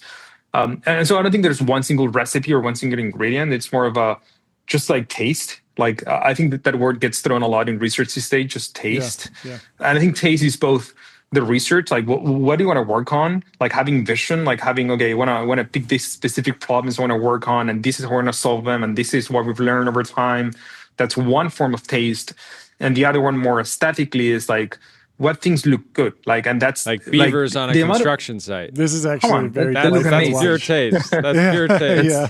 Look at this donkey. Look at the hilarious. Right. Look at the motion of the donkey moving, like the camera, the angles, like the amount of data creation our team of artists and like filmmakers and like people have spent. It's not like trivial, to be honest. I think that's also the taste component. Yeah. Like shots like this. It's like. Some of this is horrifying. I mean, I guess that's the point. Really had to summon the demon on this one. Get to go to a dark place, literally. Have you been inspired by Anthropic at all? It feels like somebody could put you in the Anthropic for video bucket, and that like they're just like extreme focus on code and ignoring everything else. And meanwhile, your competitors like are putting a lot of resources towards this, but they're not betting their entire business on it in the way that you are. Yeah, I think it's like a mercenaries versus like visionary type of like I would say bet. It's like you want to have people who feel like very committed to the vision long term, and the way you do that is like you're very focused on like the culture, and like that culture eventually shines in the product. I think Anthropic has also that. You can tell like who works there and like how they think, and it's also very cohesive in a way. I think we spent somehow a similar amount of time like doing that in a way, and I hope you can tell via the models themselves that like that personality comes across nicely as well. Yeah, and I agree. Like you don't that at the end will be perhaps the most defining part of the companies that like stay in the long run. Like I think if you just throw money at the problem, you're not gonna get too far, to be honest. Yeah. What went into the actual training run? Are you at a scale now where it's a meaningful capital investment to build a model like this? We saw the scaling paradigm change from like, maybe it's $100 million to do a big frontier language model run. Then we were talking about $1 billion training runs, bigger and bigger training runs. The results are remarkable, but has it been a remarkable amount of investment to get here, or are there more efficient ways to actually get to a frontier result without spending frontier money? Yeah, I mean, it's definitely not cheap. Like this is not like traditional SaaS. Like like so you definitely have to spend more money, more resources. But I think we've proven that like we are not spending tens of billions of dollars to get there and to like overcome the challenges. And look, to be honest, like the model is not perfect. There's a lot of things we're going to improve and we're going to fix, and we're going to do larger training runs and we do more over time. But it's kind of I would say the most expensive thing is like the natural intuition the team builds around what kind of works and what doesn't work. It's kind of go back to the idea of research stage. Like you can't throw money at it. You just have to spend enough time. We've been working on Rhino for almost a decade. And so there's a lot of you've learned over time about what works and what doesn't that informs a lot of the efficiencies on training. And yes, like expensive models will like, you'll need more money to train larger and bigger models. Like, if this is the worst the models will be, imagine them in like 2 years. Like you're going to get there by training larger models for sure, but also knowing how to train them in the first place. And that's the part that I think is hard to quantify per se. And what I'm really excited about is not only what the models can do, but also like the efficiencies are not only on training, but on inference. Like this is a price point that's very comparable to our previous models. So it's actually very usable. And hopefully you'll be using it in real time very soon. And so that level of, I would say, efficiency at inference level, we haven't yet seen it, and I think we're going to get there very soon. Yeah, fascinating. I mean, some of those videos are very distracting. They're pretty remarkable. Your unlimited plan includes 2,250 credits monthly. How much video can one actually generate with that? Well, technically unlimited. Oh, okay. I was confused because it said there's still like a credit system. But no, so we have a queue. There's like we have like compute, and there's a queue, and you get into the queue and you generate as like the queue becomes available. If you just want to generate like fast, you pay for credits. So but depending on how anxious you are with like your generations, so it's a measurement of how fast you want it. But eventually you can just literally generate unlimited. It's by the way, I think no one else has a plan like that. It's a pretty good deal. What is like what are the length of generations that are most commonly being done today? And is that a metric that you track? Like, are people consistently? Is it like a 20-second scene that's the most common today? And are you trying to get to 2 minutes or 2 hours? Like, how do you think about? So well, technically you can do like arbitrary durations if you want it, but like the average scene duration in like a short film or a movie is like actually 2 to 3 seconds long at the most, and that's actually been trending down. It's like the scene, right? The scene itself, the cut, is like 2 to 3 seconds long on average. And so when people mean like I want to generate a 45-minute like long thing, you don't want 45 minutes of like one camera fixed. You want like scene cuts and world, and you want the character like a shot, a medium shot, a long shot, and you have like that's a different problem from like creating one continuous long sequence. So the one continuous long sequence for me is less interesting than the like multi-shot approach where you can create much more compelling like narrative work. And I think we're not that far away from that being a reality, where like you can generate consistent narrative work, like really good visuals, really good stories, like with the level of quality of the videos that we're seeing right now here, but they're all tied together in a way that just makes it feel like cohesive with each other, Yeah. And so that's a different problem, I would say, altogether. Yeah. There was some debate on the why doesn't the cursor for video exist yet. Do you have any thoughts there? What's the cursor for video? Basically, a non-linear editor like a Premiere Pro, a DaVinci Resolve, an Adobe After Effects for video, cursor for video, like replacing the actual bones of the software that the editor, that the video creator uses. There's been a couple apps that have spun up. Runway, originally, the reason I was using it back in the day was for green screen, for chroma key, basically. And it was fantastic for that. And it feels like that, building a canvas, building an NLE, that feels like one potential pathway to victory. It's also very difficult because you can't just fork VS Code. There are no leading open source NLEs. On the flip side, if you wanted to play nice with Adobe, you could be a vendor, a la the way Nano Banana is now vended into Photoshop, and that could be a solution. And there's a variety of ways to win. I'm interested in hearing your approach. Yeah, there's definitely an interesting question. And by the way, shout out for you for being an OG on Runway since 2019. Yeah, something like that. Crazy. I love yeah. that. So my two thoughts are first, the art of like NLE and editing and film, it's an art, and it's just a lot of like pacing and like details that are very nuanced and specific. It's about granular details, and it's hard for, I would say, model to or assistant to automate that level of like decisions. That's on a purely NLE side, right? But I would say, at least for us, more interestingly, is the question of like, do we need an NLE in the first place, right? Like, do we actually need these primitives? If you think about nonlinear editing, this idea that you're like stacking frames of video against each other and like you're cutting them. Before it was with physical racers, and now we have digital racers, you're cutting things together. My bet is that you probably won't need like NLEs. Like that whole paradigm will feel like a fax machine like in a few more years. And so I feel that's somewhat what's happening with like the Devons and the Claude Codes and the codexes of video. I do wonder if there's going to be an intermediate step, or maybe it'll just be absorbed by the current NLEs. I mean, I'm sure that's what your customers are using, right? Yeah, I don't know. We'll see it play, but I'm not too fond of like pushing like better versions of NLEs out there. I think there's something around how you make videos and how you interact with these AI systems that just naturally allows itself with different primitives. Yeah. And if you think also about the fact that very soon you'll start to see this happen in real time, like when you make real time like narrative work or videos or experiences, how do you want to call them? Like you don't need to edit things async because you're generating on the fly and you have people interact with them. And so it changes. That's what I'm saying. It changes the nature of like those things in the first place.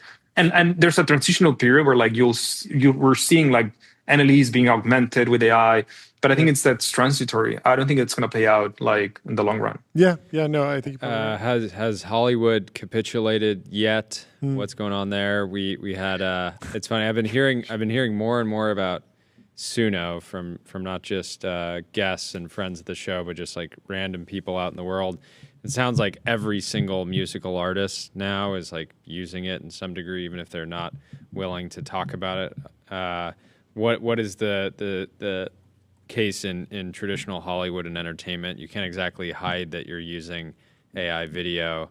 It's basically out in the open immediately, and there's just so much negative energy that gets focused on it, specifically from people that are within the industry.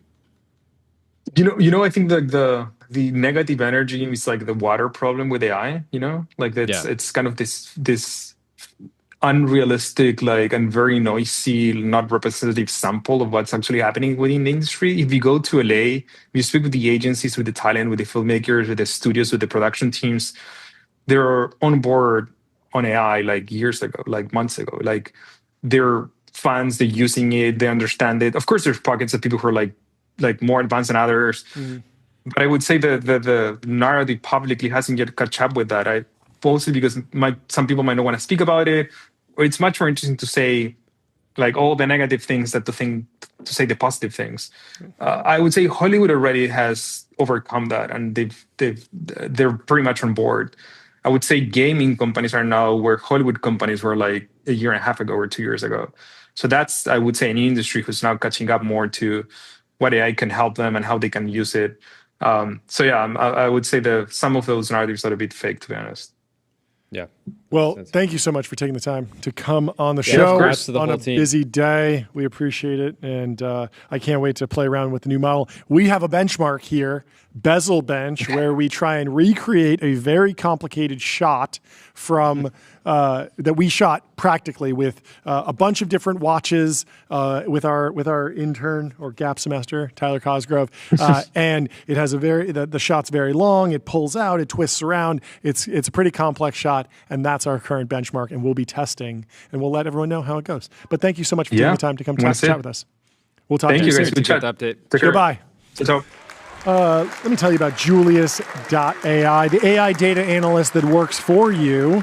Join millions who use Julius to connect their data, ask questions, and get insights in seconds. We have Vincent from Prime Intellect in the Restream waiting room. How are you doing? Great to see you. It's been too long since last weekend. Thanks for having me. Congratulations. Master of finding the one day that we're not live to launch your new news. Tell us what happened on Wednesday. We're grateful that the one day that we were off of streaming. Yes, so excited to give you a rundown. So basically, for the broader context with Prime Intellect, kind of like our broader goals, really creating open frontier models and the infrastructure for everyone to create them. And last week, we released Intellect 3, which is basically really like a scale up towards scaling RL and post-training and creating like a SOTA model, especially for like more agentic tasks. So basically what we did is we took GLM and did a whole SFT stage and RL stage to create kind of like a state-of-the-art 100 billion parameter MOE model. And really kind of like that whole infrastructure is kind of quite a challenge, like from like the RL environments to the broader like code sandboxes and the whole stack to do post-training. That's basically what we built over the last half year. I think Will Brown came on the show to unpack some of it. On the verifiers and environment side. So basically, that's kind of like what we released last week and really proved that kind of like we got performance at 100 billion scale that thus far in the open source only 300 to 600 billion parameter models like DeepSeek, Auron, for example, achieved before.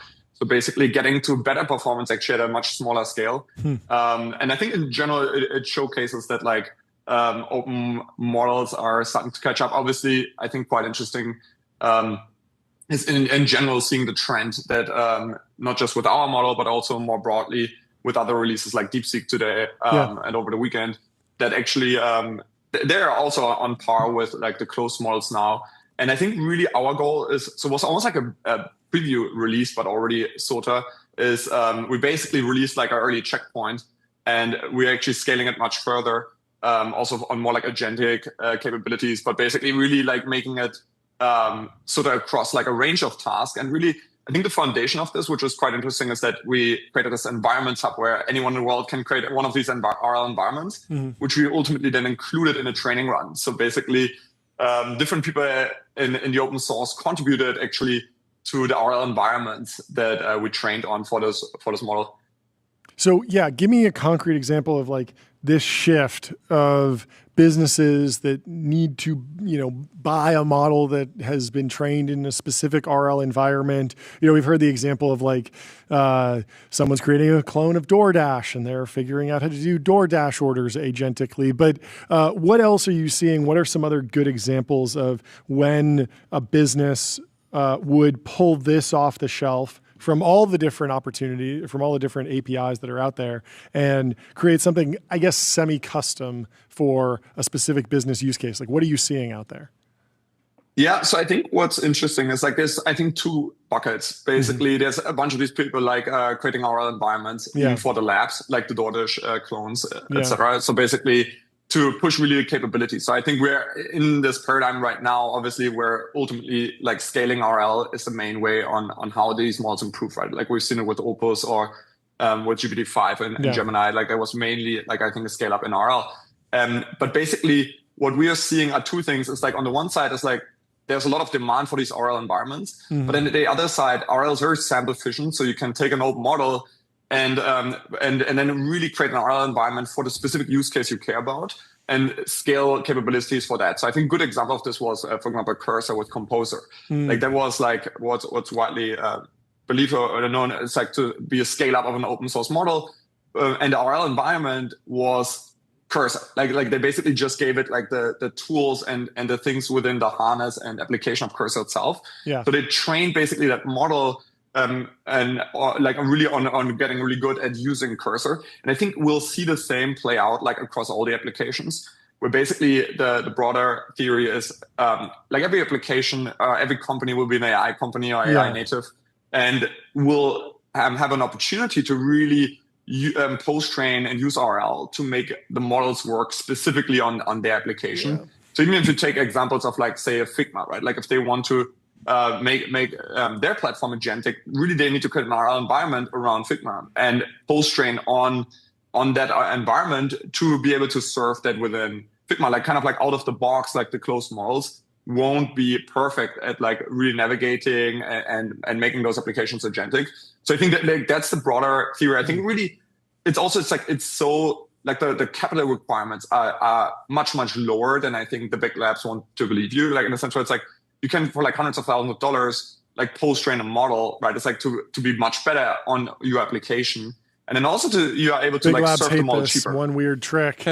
Post-train a model for $100K and create a better. So I mean that's basically what you're saying is that if I'm Figma as an example, and I could use a frontier model that's really expensive and beefy, and it knows some stuff about Figma, but it also knows about the Roman Empire. I can go in RL on just my particular application and have a smaller model that's fine-tuned on open source, an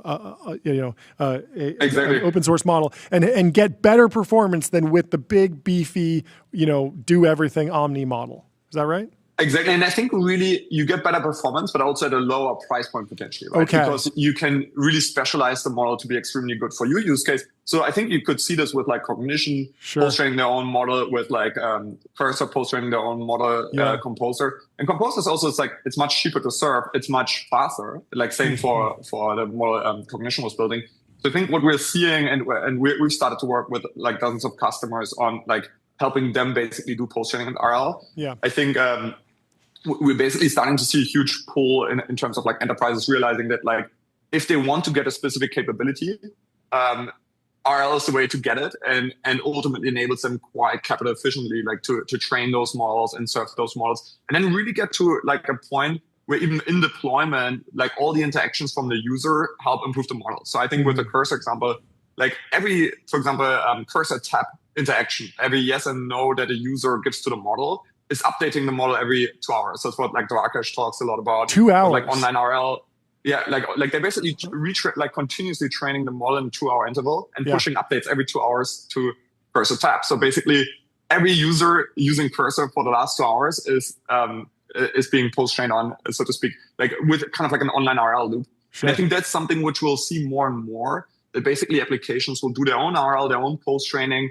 Actually then, and I think it's like really how we unhobble basically towards AGI, where it's like, the question is like, why haven't we, say, automated like specific valuable knowledge work yet? And I think the answer that also like Schulte was speaking about, for example, with the example of like automating taxes and accounting, for example, right? It's like, no one has really created RL environments, post-trained on them, and then served the model in the application where the end user is, and then ultimately the end user's interaction with the agent can improve the model further, right? So I think that's really the paradigm that we see play out, which I think is really a paradigm of like thousands of models or like millions of models that like basically continuously improve, and where actually the applications win to some extent through distribution. Like ultimately they own the end customer interaction, right? Where it's like even the cursors and cognitions have like an advantage there over folks who are basically just model providers and who don't interact with like millions of developers. And I think we'll see the same play out like across all the different applications.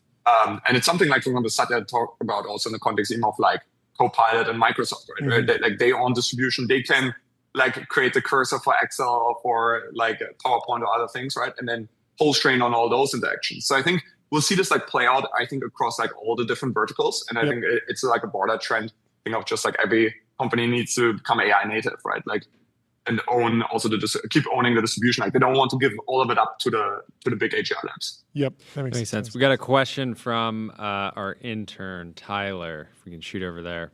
Yeah, I guess I saw you guys talk about this a little bit online, but is there any like point of you guys training your own base model? Yeah, so basically, I think one interesting release in this context was like today we actually released like we supported RCAI in their base model release, which is like kind of like catching up to the Chinese base models. So basically, we supported them in training a small MOE base model, which achieves like pretty sort of results. So we released that, I think, like an hour ago with them, and we're actually now like ramping up with them towards like a much bigger base model.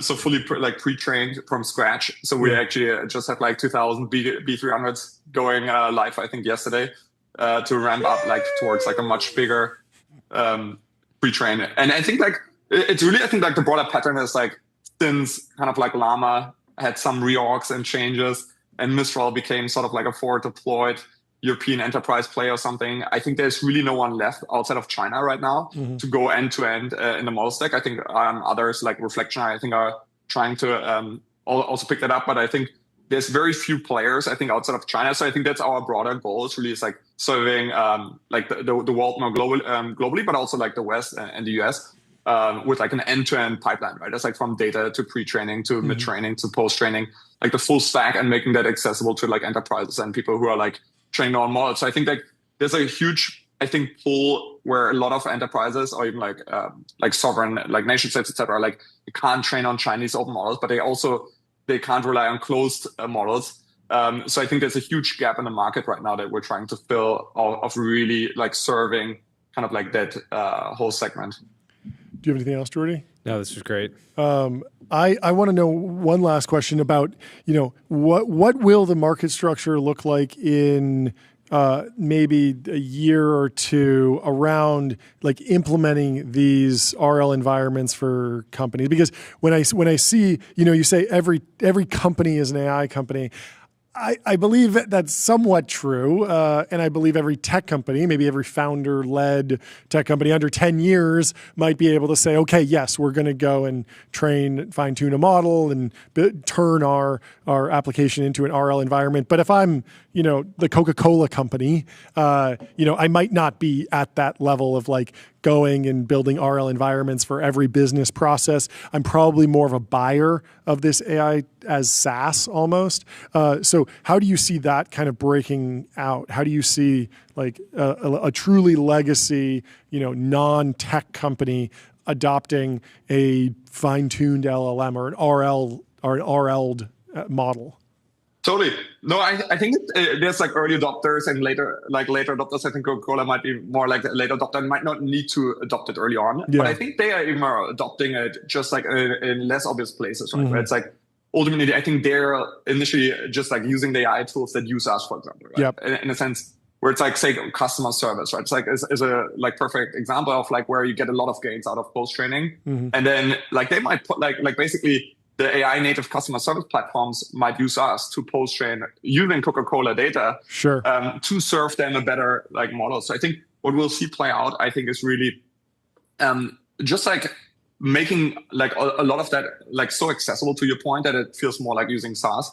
Where I think like one element of it is like we're like launching also like our whole like RFT platform basically and offering to make it extremely like easy and plug and play. But then there's also like a forward deployed element, right? Where you can outsource a lot of that stuff to our team. And I think the other element is like really like we're walking the walk in terms of like making our own thing kind of like agentic and autonomous, that you could basically just use like an autonomous AI researcher to do all of it for you, right? Like that you basically just like plug it into your system and like the AI even like creates AI for you. Yeah. And I think I think that's the next paradigm is really making in general training models like fine-tuning models, post-training models, like as accessible as vibe coding is today, right? In a sense where it's like, I think with vibe coding, like literally every human on earth is able now to like code some stuff up. And I think we'll see the same play out with AI over the next 12 months. And that's one of the big things that we're playing into. We're kind of like pushing towards like autonomous AI research, where the AI can do most of it for you. Well, thank you so much for taking the time to come and talk to us on the show. Congratulations on all the progress. Thanks, very, very and we will important talk work. to you soon. Great to see you, Vincent. Goodbye. See you guys. Cheers. Have a good one. Let me tell you about Privy. Privy makes it easy to build on crypto rails, securely spin up white label wallets, sign transactions, and integrate on-chain infrastructure all through one simple API. And I'm also going to tell you about adquick.com. Out-of-home advertising made easy and measurable. Plan, buy, and measure out-of-home with precision. Our last guest of the show is Ben Hylack. Did he do the Jaguar rebrand? That's He him. did. Ben, welcome And we'll to the follow show. him forever. Grab a seat, hang out. Good to see you. Oh, you brought hats. Fantastic. Thank you.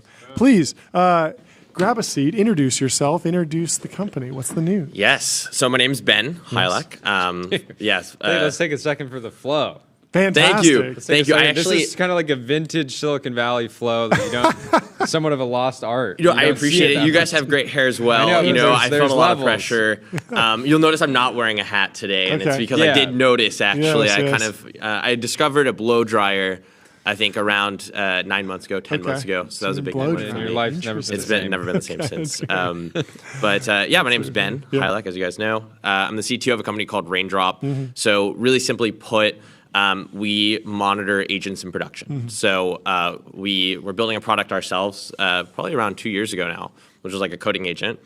And we realized that there was just this huge gap of like, if you're using Sentry, if you're using traditional analytics,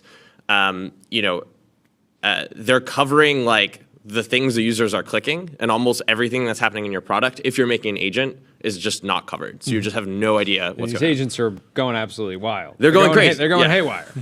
And what's been insane, I think one of the things that's been like really kind of critical to our growth in the last couple of months has been realizing that as agents get better, this problem gets worse.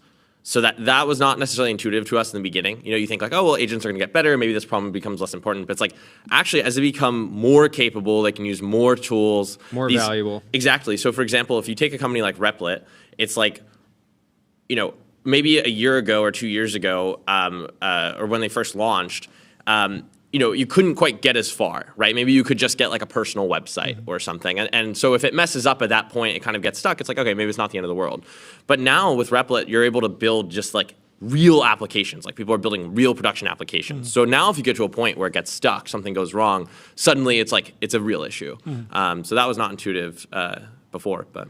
So agent's a pretty overloaded term at this point. I think of, when I fire off a deep research report in ChatGPT, that's an agentic workflow to some customer service agent that's happening completely behind the scenes, and the customer might not even know that they're dealing with an agent. And then there's coding agents. There's a few that you mentioned. Totally. Are you dividing the market and trying to focus on an early landing zone first, or do you want to do all of those? Yes. So we focus on essentially, and I will say, I agree. The word agent's overloaded. We're very hesitant to use it for a really long time, and then we realize it actually matters. No, of course. So we focus on products that have some sort of user input and some sort of assistant output eventually. So that's sort of our focus. So what we're not focused on is, for example, like, we're not going to focus on like specific like ML pipelines or things like maybe like translating text or like summarizing text even. It's like we want to see like the user is sort of like has some sort of request,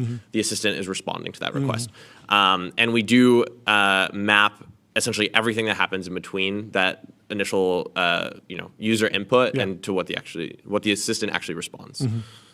And then what's the go-to-market for you?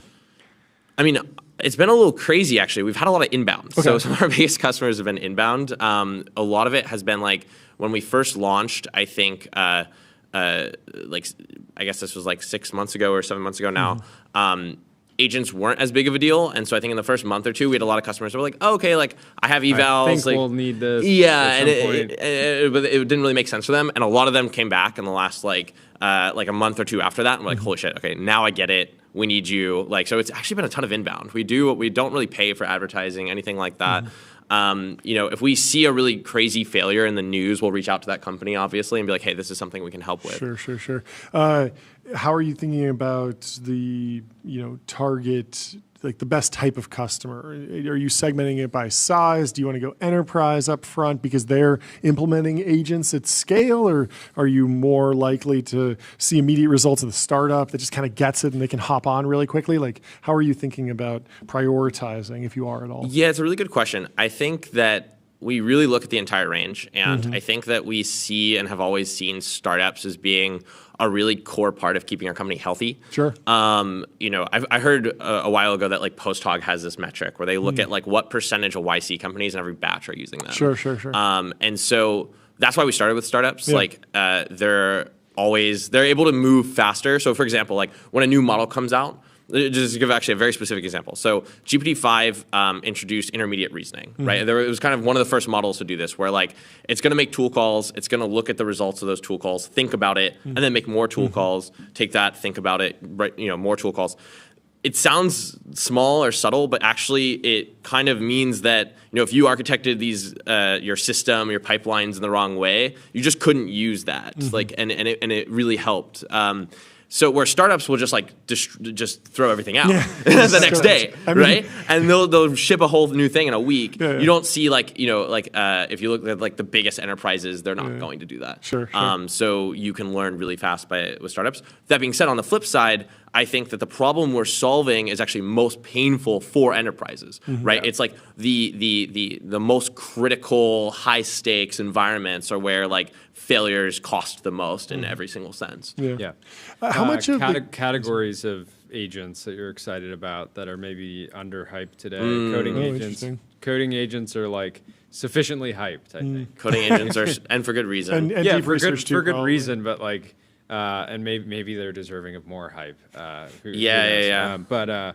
What other category? I think people have been sold on the AI BDR. Yes. Haven't exactly. Maybe companies are getting a ton of value from it, and they're getting so much value they don't want to come on TBPN and talk about it. Because they don't want their competitors to know.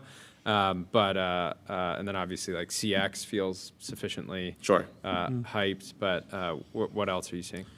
Man, there's so many different things. Like I think speak, for example, language learning. I think the better as models get better, that experience just actually starts to become really, really, really viable. So like that's an example of something where it's like, yeah, it existed a year ago, it existed 2 years ago, but like as voice models get better, as like the models themselves get better, it's actually not just like, if you try to use ChatGPT, for example, to learn a language, you sort of can. But if you ask it to like critique you, for example, it just never will. Like if you say something wrong, it just isn't going to stop and be like, "Hey, look, it's still glazing." Yeah, You're absolutely right. Yeah, exactly. Donde está la biblioteca is the most complicated Spanish sentence. It will, right?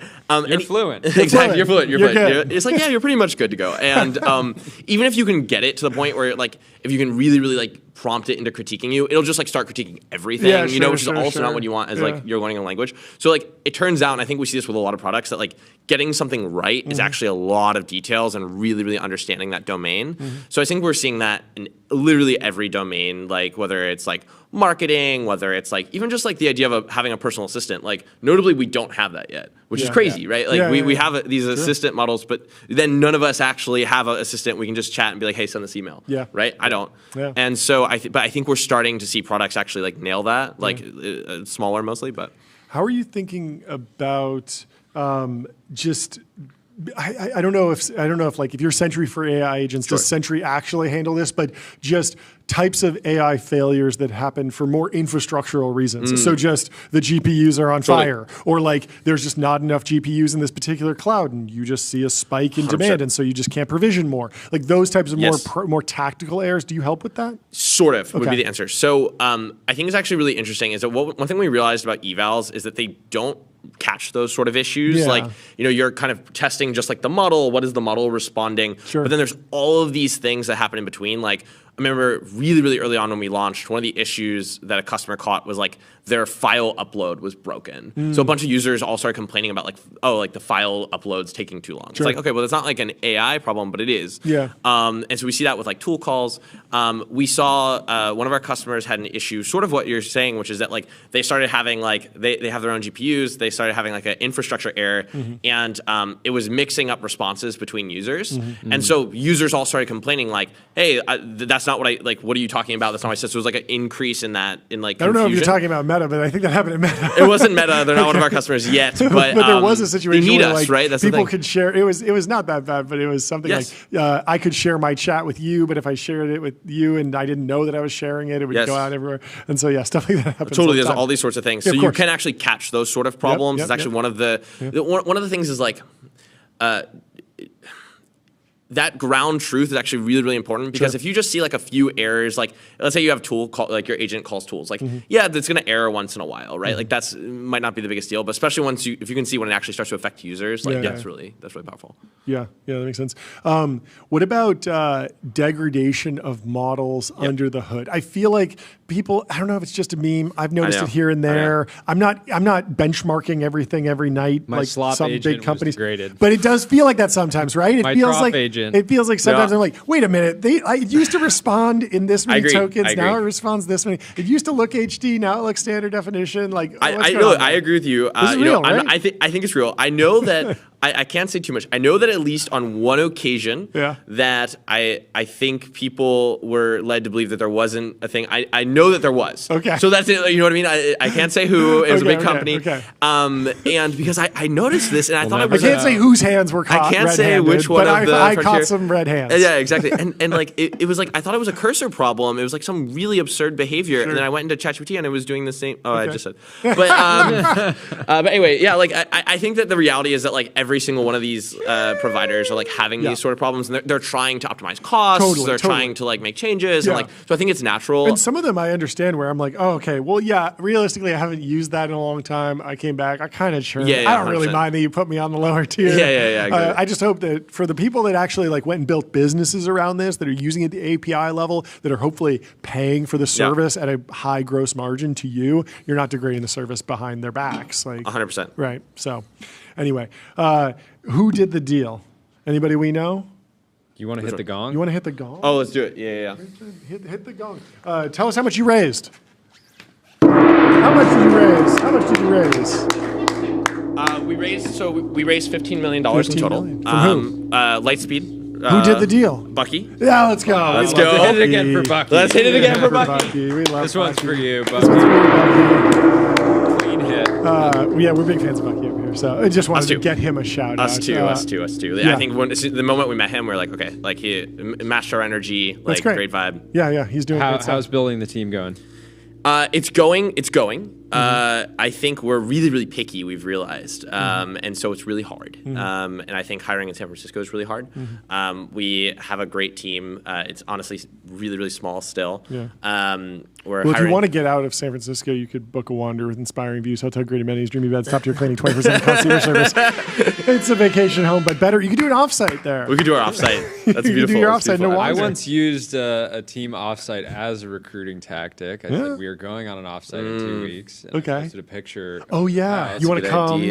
We got an amazing hire out of it. We'll do it. I'll do it. Creates emergency. We're doing it. So if you're watching right now, I'll post the picture soon of the house. Okay, fantastic. But we have an amazing team. I figure if you're picky and you're in San Francisco, it's like the most ruthless like talent war constant. You know, the other thing is that I think when you hire amazing people, they have zero tolerance for working with people that are not amazing. Yes. And so I think you can't even fool yourself as a founder if you start like, you know, whether you're work trialing, whatever, it's like if they're just, you know, if it doesn't fit, like everybody knows and feels that. And have you had to bring anyone's soup? Are you familiar with this? I'm not familiar with this. Okay, so apparently the AI, this is from Ashley Vance. This is a scoop just dropped on Core Memory on the podcast. So he had Mark Chen, OpenAI's research chief, on the show as part of a post-Gemini 3 sit-down to get the update from OpenAI. And he said, I knew the AI talent wars were rough, but not this rough. Zuck is out there apparently delivering handmade soup. Whoa. Wow. And OpenAI has soup counters. And so I guess... Wait, they count how much soup is delivered? Sorry, soup counter. What are you talking about? I don't even know what this means, but I see. Like they count how many times. No, I think it's like a counter. Kidding. It's just like a place cafeteria. where you have soup. Right? Aggressive. What exactly Does this tit for tat? We can play this on the show later, but Nice. but yes, I mean No. My partner You has, do need has to come up with cooked some meals creative- for someone. Yeah, So, you like, have to come up full with creative meals, ways, like for that sure. sort of thing works. Home cooking. We do typewritten. I'll write a note on a typewriter. When we do our offer letter, typewriter, I right? like that. So that And adds something a little. That's good. Pizzazz, No way. You know? Are you are you messing with us? No, I'm serious. I love typewriters. no, I That's like great. that. It It's shows, just a way to like prove. I I actually care. value Yeah. this Yeah. message. All the text is AI generated, I'm sure. Of but- course, yeah. You're just like, I'm just you're copying from absolutely ChatGPT. right. No, You're- I think it's like a little bit of a You're proof of not work just thing. This the isn't newest just an hire. offer You're a letter. revelation. This is a statement. Yeah, exactly. Having fun. Well, that's great. Congratulations Thank on you. all the progress. Very excited. I'm sure you'll be back on the show soon. I will. Giving us plenty more updates. And it's been fun because, I believe that we started tracking your journey via your viral joke post about doing the Right Jaguar from the very rebrand or beginning. something. 100%. But we've always had fun Yeah, it's featuring your posts. great It's to have great you to have you here here live in person. Yes. Live in person. One year ago today, I remember just roughly 1 year ago, I was sitting in a parking lot No way. and I was listening to, it was the first time I ever heard of you guys. Yeah. You were reading like one of my tweets and Yeah. it was just so surreal that It's like weird, right? people from the internet are Yes. reading my tweets. Like I think Yes. one of our We had customers it sent it to printed. us actually. We had printed- we You had had it printed out. printed out, yeah. Yeah. So I called my mom today. I was like telling her, I was like, hey, I'm gonna be on the, I was like, you're not gonna Yeah, know yeah. what it is, but remember that Yeah, those yeah. guys that were talking about that tweet? This was the whole shtick, was like little love letters to Silicon Valley Yes, folks. it's Just beautiful. like little messages of just, hey, we found something that you did fun, because anyone can anyone can repost. It's easy to send a small thing. Yes. It's very hard to actually print it out, sit Yes. down, talk about it. It means something. But we appreciate your posts, and we appreciate you coming on the show appreciate you guys. and hanging out today. So thanks so Yeah. much. Thank you, We're going to thank close you. out the show, and Thank we'll you. talk to you in just a second. While he's walking off, let me tell you about GetBezel.com. Shop over 26,500 luxury watches. Super intelligent fully for watches. authenticated in-house by Bezel's team of experts. I also need to tell you about 8sleep.com. Exceptional sleep without exception. Fall asleep faster, sleep deeper, wake up this. energized. I had a rough night. Kids have been all over the place, but I still got an Look at 82. this, John. A 98. 98, Wow. 98, Wow. 98. That is remarkable. Is there any There other are a breaking bunch news? of you want to go through some breaking news? Buco Capital bloke is on the timeline. You can feel the panic behind the urgency and intensity with which people are defending NVIDIA. It feels visceral and quite intense. You can tell how much is riding on this. It makes a lot of sense. What else did you want to cover? I thought it was notable. PagerDuty has fallen to a $1.1 billion market cap, that was a good and they're business. at 500 million of ARR. So trading, they're not growing anymore. They're trading at 2.1x ARR. Oof. It's profitable, according to Jason Lemkin over at SaaStr. Mm-hmm. So yeah, rough time out there if you're not growing, regardless of the revenue scale. 2 days ago, we shared that Enron back November 29th. 2001, NVIDIA replaced Enron in the S&P 500. I saw this post go out from our incredible team, and I immediately Googled to fact I was check like, it, there's because I was no like, way they're just- someone has made a terrible mistake on our team, and we are doing fake news unironically now. We used to And- have some fun, but apparently this is real. It's real. It's real. Jensen was like, I'll take that spot. November 29th. I'll take Obviously, that's not how it works. It is much more mathematical than that, I believe. Standard Yeah. & Poor's picks the largest companies, and after certain ebbs and flows of the market, they swap folks in and out. Yeah. But this went pretty viral, 5,000 likes. But what is really interesting is, of course, the NVIDIA Enron the comparisons are just so silly to me. Obviously, it's like, the discussion is like, will it go from being the best business in the entire history of the world to being like, somewhat competitive and have to deal with like minor competition from other people? Yeah. It does not seem like it's some ridiculous Enron situation that's like so insane. People are just having fun with that headline. But what is incredible is this branded shirt he's wearing. Look at this thing. Fantastic. It's so awesome. I love it. Not enough people trying to go snipe vintage NVIDIA merch. It's a great shirt. It's a great look. And I feel like it's got to make a comeback. The button down, this is the pre-Silicon Valley, I'm just in a t-shirt era. But it's post-suits. It's like, we're not suits. We're working in technology. We're still going to throw on a collar, but we're going to dress it down a little bit. No tie. Guys, It's a scroll good up. look. Scroll up on this for a second. Yeah. Oh, keep going. Oh, Who's not following Tyler? You got to follow the account. No, this is not my account. I think Not my account. this is more of like a burner account situation. Oh, it's a scraper that we use for the show. It is. You got to correct that, Tyler. Yes. Come on. That's not. Gorkum over at Fall had an absolute banger. was that? This was a chart showing ASML sells fewer than 500 units per year and generates $37 billion in revenue. Is there any company in the world with a wider moat? And Gorkum says, Series A pitch meeting. Sorry to cut you off, but what happened in December 2024? This is just like a slight dip in the chart. Yeah, what did happen? Why did their revenue drop in 2024? I actually don't know. Was it just so much pull forward from 2023 or something? I don't know. Maybe they were developing some hubris. They decided to get complacent. Yes, I mean, I certainly understand the concept. Okay, according to the CEO, customers in Taiwan had delays and weren't ready to take delivery yet, and orders got pushed back at the same time. China raced to get as many machines as possible before export controls tightened. Okay, that makes sense. That's helpful. Sash Zatz says Oxford Dictionary didn't get the memo. Apparently, rage bait named word of the year. I think it. I think that's actually appropriate right. that it would be the word of the year. But it is so funny that you posted this and then Oxford Dictionary. Yeah, so this is true. Rage, according to the BBC, rage bait named Oxford Word of the Year 2025. It certainly feels that way on the timeline. Your post, 1 million views on this, 3.6 thousand likes. This really set the agenda for a little bit. Wow. Congratulations. What a banger essay. Should TBPN do a word of the year? I like that. Or motion. Motion might be our word of the year. Word of the year. I think motion's a pretty good word of the year. Motion, named Word of the Year 2025 by TBPN. If you have it, you'll know. You'll know. We'll call you. Tyler has motion. In other breaking news, Keith Rabois is taking shots at AirWall-X. AirWall-X is now on the other side of $1 billion in ARR. What I love about this chart is that isn't that we hit a big milestone. This is the founder, Jack Zhang. It's how fast the business is accelerating. It took us more than 6 years to 100 million ARR. What does AirWall-X do exactly? I think they provide payment rails for a bunch of American fintechs to handle international. Okay.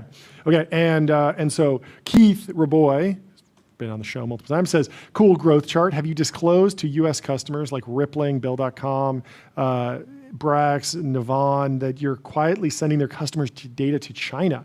AirWall-X has become a Chinese backdoor into sensitive American data like from AI labs and defense contractors. You must already know this, but your China-based ops, infrastructure, and investors create legal obligations to assist with CCP espionage upon request. Through AirWall-X, Beijing can assess supplier payments for AI labs so they could know who's using what models, payroll data for defense contractors, personal data for employees abroad. That's obviously not good. Obviously, many companies do business in China, and that's not inherently a bad thing, but your company has become a guaranteed vector for data transfer to the Chinese government. And that's a different thing entirely. You have multiple points of vulnerability: people, legal structure, cap table. What's happening? You route global payments for U.S. companies in critical sectors without disclosing that you're under a Chinese jurisdiction. You moved your HQ to Singapore. Well, that seems like a step in the right direction, maybe. But your largest operational footprint is in China. Okay, no, so good. Maybe one step back. One step forward and one step back. And hundreds of your engineers in mainland China touch production payment systems. You are subject to Chinese law that requires AirWall-X employees to support CCP intelligence requests and quietly hand over data when asked. You hid this from your customers, but you are well aware of your obligations to China, and that's why you insist on protection of Chinese data access to your contract. Thanks to you, the Chinese government now has direct, covert, legally enforceable access to sensitive financial information. This is a big story. This is a crazy scoop from Keith Rabois. And I will be interested to see where this goes, how quickly they can remedy this. This popped up a couple of years ago, during the Clubhouse era, the Clubhouse backend, I believe, was at one point, was working with a Chinese company, or maybe it was that there was a company that did like peer-to-peer audio streaming that was based in China. And so if you were building a competitor, you might use that company. Yeah. And so I became familiar with Airwallex through the 20VC episode that Harry did with Jack, the founder. Is it ripping? It seems like the business is doing really well. Yeah. Oh, well. Anyways. Well, what else? I'm sure we'll hear more about it. To say? We got to get on with Menlo Park. Okay. Well, thank you so much for listening. Hanging out with us today. Tuning in. Folks. We will see you tomorrow. Please leave us 5 stars on Apple Podcasts and Spotify. The break, the Thanksgiving break, was absolutely brutal for us. I would say every single day. But hopefully you had a great Thanksgiving. Wake up and just twiddle my thumbs, wishing we were podcasting. Yeah. It's great to be back. Hope you had an amazing break or a little holiday, and we will see you tomorrow. See you tomorrow. Cheers. Goodbye.